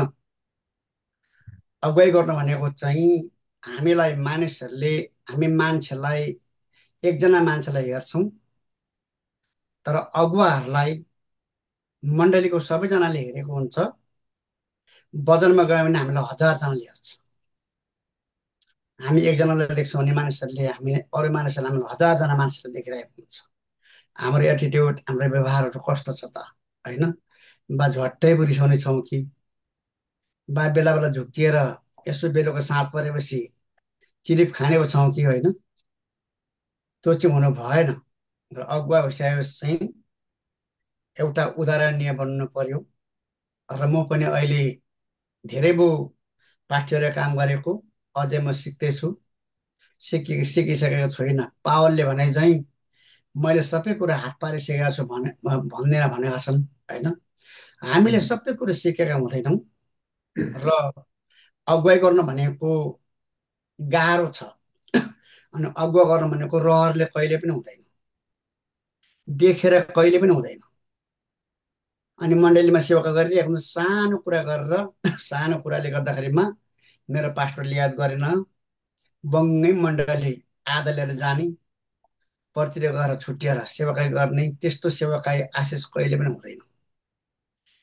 वचनले त भनेको छ धन्य मिलनलाप गर्नेहरू, किनकि चाहिँ परमेश्वरको छोराछोरी कल्याणी छन्। त्यो मण्डलीमा ऊ मिल्न सक्दैन भने परतिर गएर कसरी मिल्छ होइन? त्यही मण्डलीमा मिल्ने पो मिल्ने हो त, त्यही मण्डलीमा मिलेर संगति गर्ने पो गर्ने हो त होइन? भोलि त गरेको छिमेकी मण्डली चाहिन्छ। त्यस कारणले हामीले मेलमिलापको सेवा गऱ्यो भने चाहिँ त्यहाँ चाहिँ परमेश्वरको आशिष छ। धेरैजना अर्को कुरा पढेकोले हुँदैन। मेरो भाइ बाठो छ, मेरो भाइले गरिहाल्छ नि, त्यो पास्टर किन चाहिन्छ? होइन, बाठोले काम गर्दैन, पढेकोले काम गर्दैन, बोलाएकोले काम गर्छ। त्यस्तै किसिमले भने त एलियाको छोराहरूलाई परमेश्वरले बोलाउनु भएन, किन सामेललाई परमेश्वरले बोलाउनु भयो त होइन? 3 ताल गए त, धेरैचोटि गए के अरे एलीकोमा, के हजुरले मलाई बोलाउनु भयो भन्दै। अनि बोलाएकोले मात्रै काम गर्ने हो, जबरजस्ती चाहिँ कहिले पनि काम हुँदैन, देखेर कहिले काम हुँदैन। त्यो कसरी त्यो अवस्थामा आयो? अहिले हामीले हेऱ्यौँ भने जस्तै डाक्टर मगन महतज्यूहरू, हाम्रो पास्टर डाक्टर मनोज श्रेष्ठज्यूहरू होइन, धेरै हाम्रो सिनियरहरू अगुवाहरू, तपाईँहरू कुन अवस्थामा यसरी आउनुभयो भन्ने कुरा चाहिँ तपाईँहरूको हिस्ट्रीलाई विचार गऱ्यो भने मान्छे अगुवामा आउन सक्दैन। त्यस कारणले हामीले जहिले पनि अगुवामा आउनको लागि चाहिँ धेरै कसरत गर्नु पर्यो र परमेश्वरको बोलावट हुनु पर्यो, अनि मात्रै हामी अगुवा गर्न सक्छौँ। होइन भने चाहिँ पढेकोले, अलिकति बोल्न जान्ने बाठोले होइन, तर आवश्यकता परमेश्वरले गरेको आवश्यकता जनको परमेश्वरले पठाइएको व्यक्ति हुनुपर्छ। त्यो मोसाको विरोधमा आफ्नै होइन दाजु र भाइ उठ्दा त कस्तो भयो होइन? हामीले अगुवाहरूको विरोधमा कहिले पनि उठ्नु हुँदैन। एउटा कुरा हामीले याद गर्नुपर्ने चाहिँ हामीले अगुवाहरूको विरोधमा कहिले पनि गर्नु हुँदैन, उठ्नु भएन त्यो चाहिँ। अनि एउटा उदाहरणीय जीवन जिउनु पर्यो, धैर्यको जीवन जिउनु पर्यो नि। रिस कसलाई उठ्दैन? पढ्यो नपढेको को छैन? सबै पढेको छ, बुद्धि सबैमा छ, तर ईश्वरीय नलेज चाहियो। त्यो चाहिँ एउटा अगुवा हो। हामी टाइम बेसी भयो, धन्यवाद त्यो प्रार्थनाको लागि। प्रे गरौँ। प्रभु तपाईँलाई धन्यवाद, हजुरलाई महिमा दिन्छौँ। साँच्चै नै परमेश्वरले जब तपाईँको कामको लागि, तपाईँको साँच्चै नै मण्डलीलाई अगुवाई गर्नुको लागि साँच्चै नै तपाईँले एउटा कोठाला पठाउनुहुन्छ। हामी पास्टर रेभरेन्ड भनेको एउटा कुनै पनि हाकिम होइन, तर हामी एउटा तपाईँ नआउन्जेलसम्मको मेन गोठाला तपाईँ हुनुहुन्छ, तर हामी त एउटा तपाईँ नआउन्जेलसम्मको गोठाला मात्रै हो।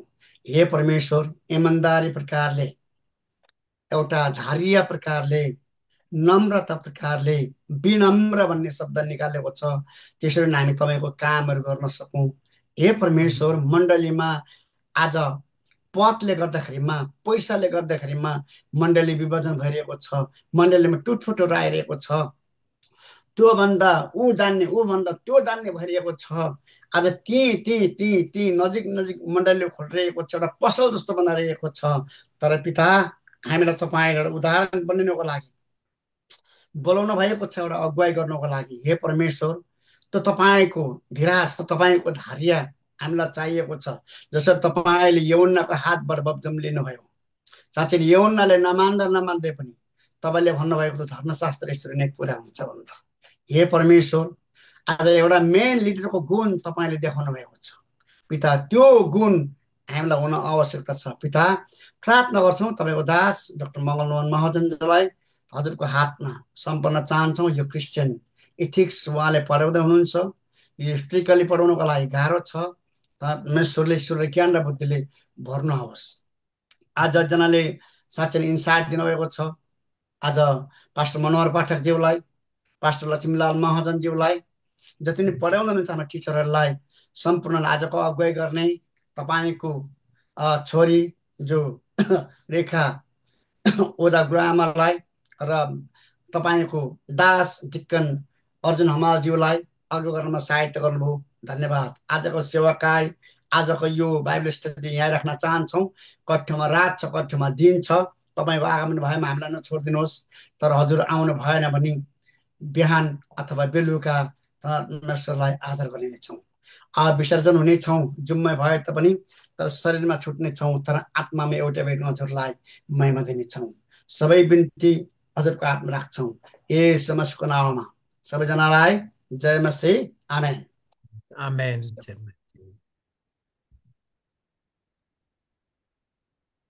हुन्छ, सबैलाई जय मसीह। जय मसीह।